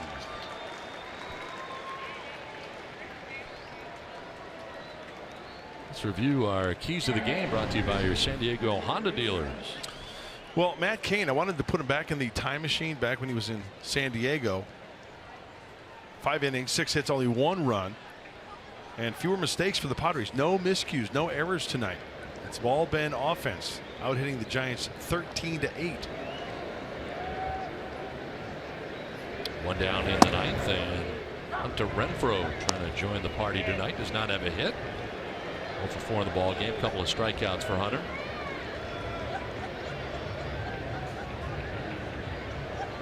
Giants pitching now has put together a string of 5 in a row.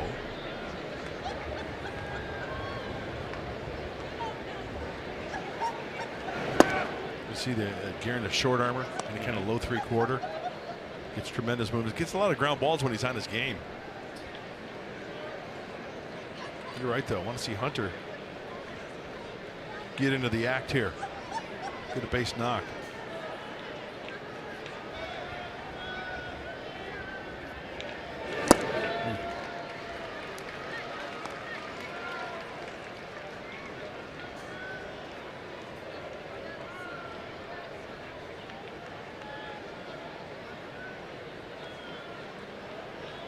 Padres with 13 hits along the way with his 12-run attack, and with 1 out in the 9th inning, a 1-2 pitch coming up here to Hunter Renfroe. And a swing and a miss as Guerin with back-to-back strikeouts. Hitting Schimpf, then Renfroe. He's retired the first 5 Padres that he's faced out of the pen. Got the 2-seamer working. And they'll bring up Austin Hedges. Cue the Seagulls here. They're starting to make their way in from right field with a lot of the fans leaving and plenty of leftover garbage. It's good eating for the Seagulls Yes. this part of the game. Yes.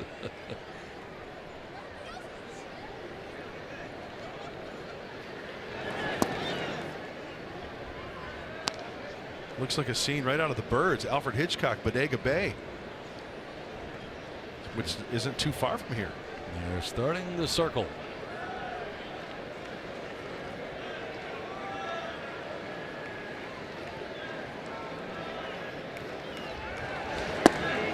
You saw the Birds, didn't you? Yeah. Oh, come on. It's a classic. No, Alfred Hitchcock? I know. Tippi Hedren? Suzanne Plachette? It's before my time. Oh, but still, you still got to watch the classics. It's a Hitchcock film. But they were not seagulls, though, as I recall from what I'd seen, right? No. There were some. There were some seagulls? Yeah. I thought they were like crows or something. No? Yeah, they were crows, I guess. 2-0. Pitch inside and jumping back out of the way. I think there were some nasty seagulls in that as well. They played along.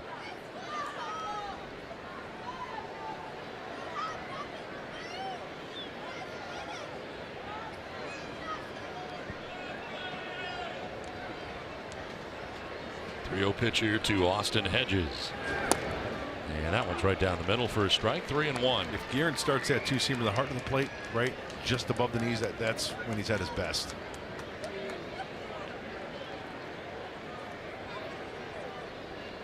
Like any sinker baller, when you get that feel, you do a lot of damage.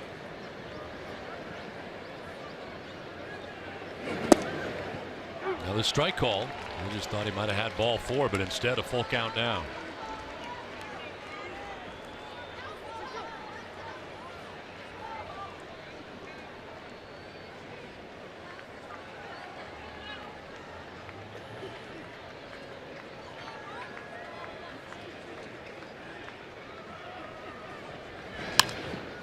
Fly ball down the right field line as that ball is going to be dropped. Brandon Belt with his back to the plate running by the bullpen. Reached out, had a chance, but it glanced off his glove. Good effort by Brandon. Tough play. You've got your numbers towards the infield, off the heel, then the webbing. Can't hold on to it. He tried to kick it back up in the air. Did you see that? It was off his glove and then it was going towards the ground. It almost looked like he gave an effort to try to kick it to keep it up in the air so he can make a grab. Watch, off the heel, then the webbing, and then tried to just missed it.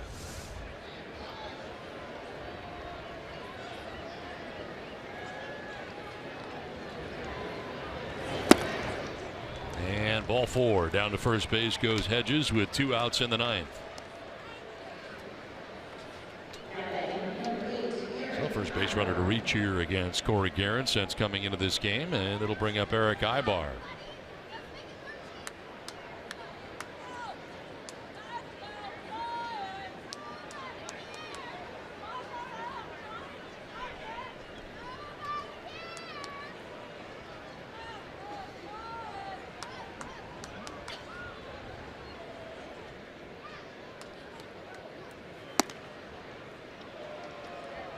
Looks like some action about to start now for the Giants in their pen. Coach Conto's headed down there to start warming up. And you know what? Winning and losing alike, that's something that you don't want to have happen to get that extra arm up. Now a liner into right field and a base hit for Eric Ibar.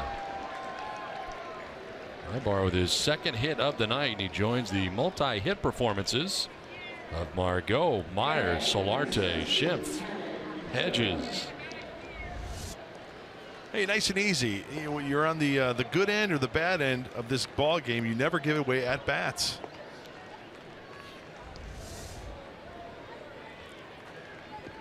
And that's one of those pitches that Guerin kept up, and as a sinker ball, it flattens out. He was all over that like a seagull over a pretzel. 2 on, 2 down. And here is Alan Cordoba, who hit a 3-run home run in the 7th inning.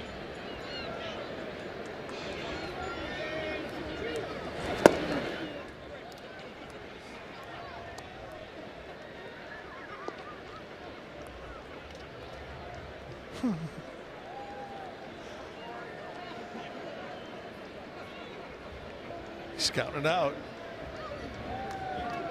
Ready to pounce out there.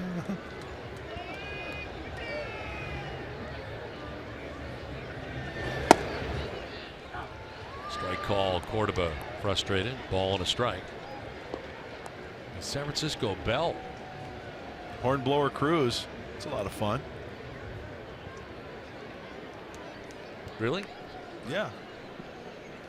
And remember the cable car we did the Open from last year? That's the cable car right there. That. Yeah, we were out there. On the outside corner, and it's 1-2. That thing that just goes from one end of the harbor to the other, it's just don't move very fast. What do you expect you a water ski behind the thing or what? A little something else. It's just a nice little doesn't really do much for me. Little cruise. Very boring. Very boring. Sit back and relax. I mean, look at how fast that thing's going. Look at it. It's going to be a 3-hour tour. This will get away, and the runners will move up. Hedges to third, Ibar to second. Wild pitch. Charge to Guerin. Things have changed here for Guerin. He had retired the first 5. 3 by way of the K, but a walk and a single. And now a wild pitch, so second and third. And Contos getting ready in the pen for the Giants.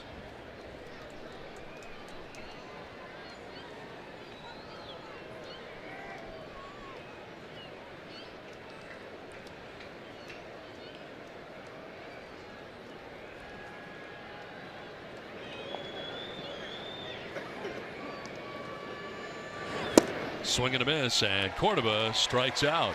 Hey, climb aboard the SS Orsillo. All are welcome. Boring.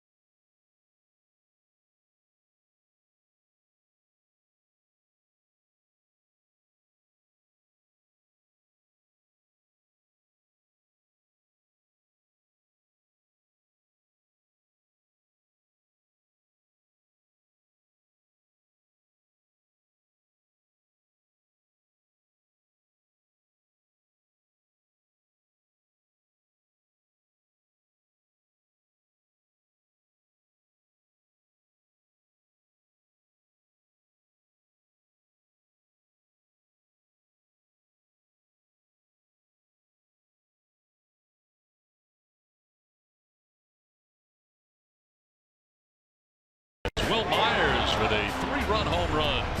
It's our Carl's Jr. star of the game. A big night for Will. Part of the big night for the Padres. 12 runs put on the board on 14 hits. Craig Stammen back on the mound here for the Padres. Trying to finish it off here tonight. Top of the order. Joe Panik leading it off.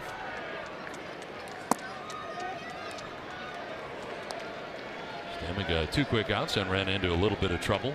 Nunez and Stubbs with base hits before the line out right back to Stammen and made a spectacular catch.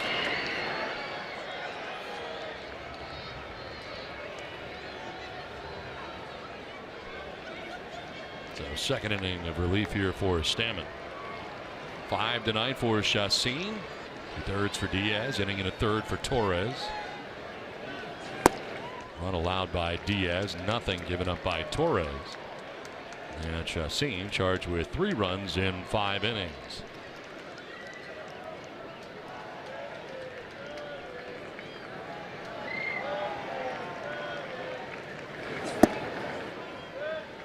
He falls behind Panik here. 3-1.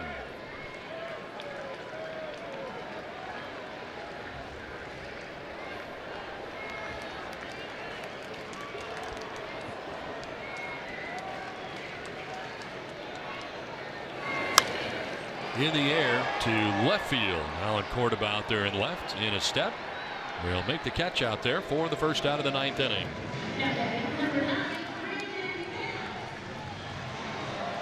Stay tuned after this one. Padres Live, the postgame show with Mike Pomerantz and Mark Sweeney. They're going to break this one down, talk a lot about what happened around the major leagues.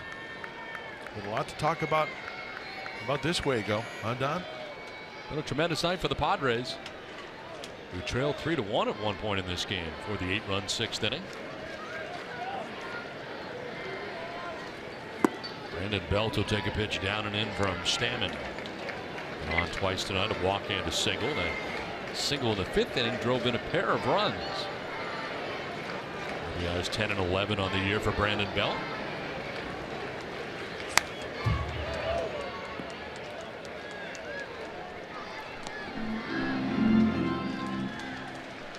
Did you know that Alfred Hitchcock made a cameo appearance in all of his movies? Yes, I did know that. That's pretty cool. Be walking down the street like in the background or something. I don't remember him in the Birds though, with all those crows. I think he was one of the crows. The 1-1 pitch is in there for a strike, and it's 1-2. Very large. 0 seagulls in that movie. No, there were seagulls in the movie. There was a flock of seagulls in that movie, and they ran so far away. This one fouled off as Belt jumps on it. 1-2. Well, this could be one of those outings for Craig Stammen to put him over the hump, huh? Get things right. Started the 8th. Complete this inning. 2 solid innings. A couple of singles. And that guy right there, Darren Balsley, he lives and dies with every pitch in his pitching staff. There's a guy who's behind his guys. Why? Because he prepares them. Scouting reports, in depth. Wants them to succeed.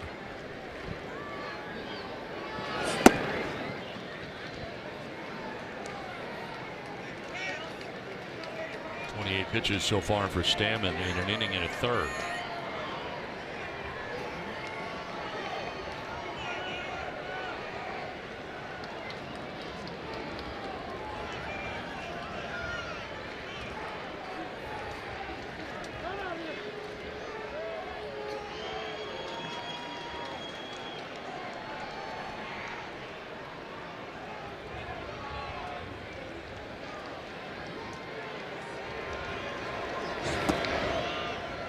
Full count now.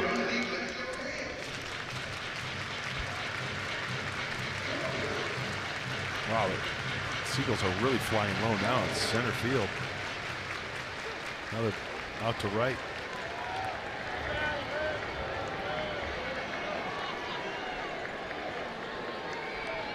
Three-two pitch, and it's fouled off.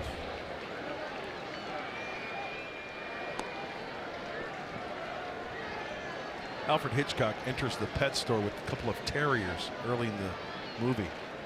The Birds? In the Birds, yeah.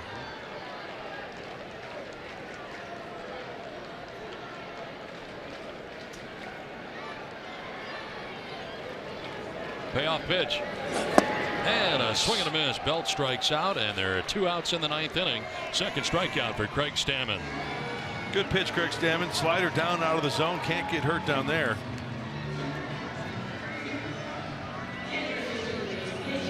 Looks like Hunter Pence is going to pinch hit here with 2 outs. What is left of this capacity crowd from earlier, giving Hunter Pence a good round of applause here. 281 with a home run, 10 runs batted in. Started last night in right field.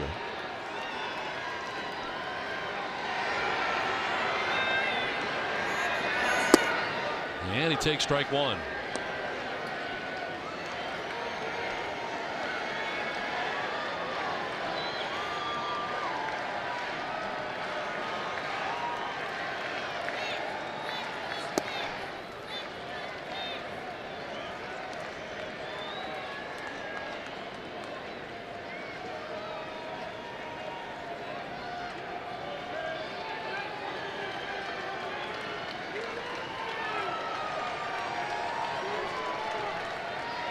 The 1-1 pitch. is on the outside corner. Or was it? No, outside. 2-1. I thought it picked up the outside corner. It looked pretty good to me, too. I'm right there with you, partner.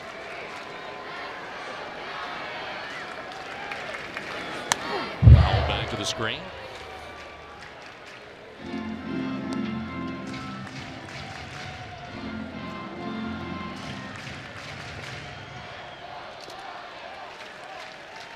Two balls, two strikes here to Hunter Pence with 2 down in the 9th inning. Padres have a 12-4 lead.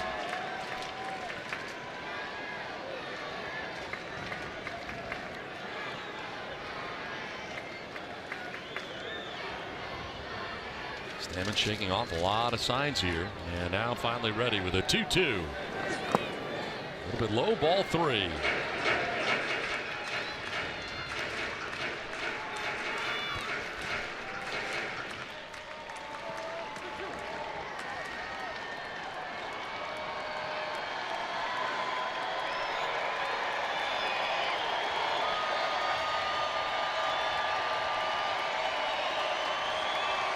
The payoff pitch from Stammen.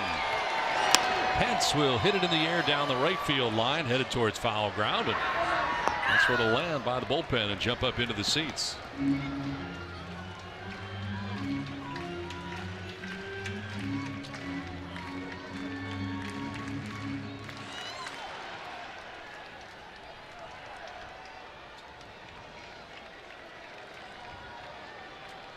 Stammen trying to finish off the Giants tonight. Payoff pitch again.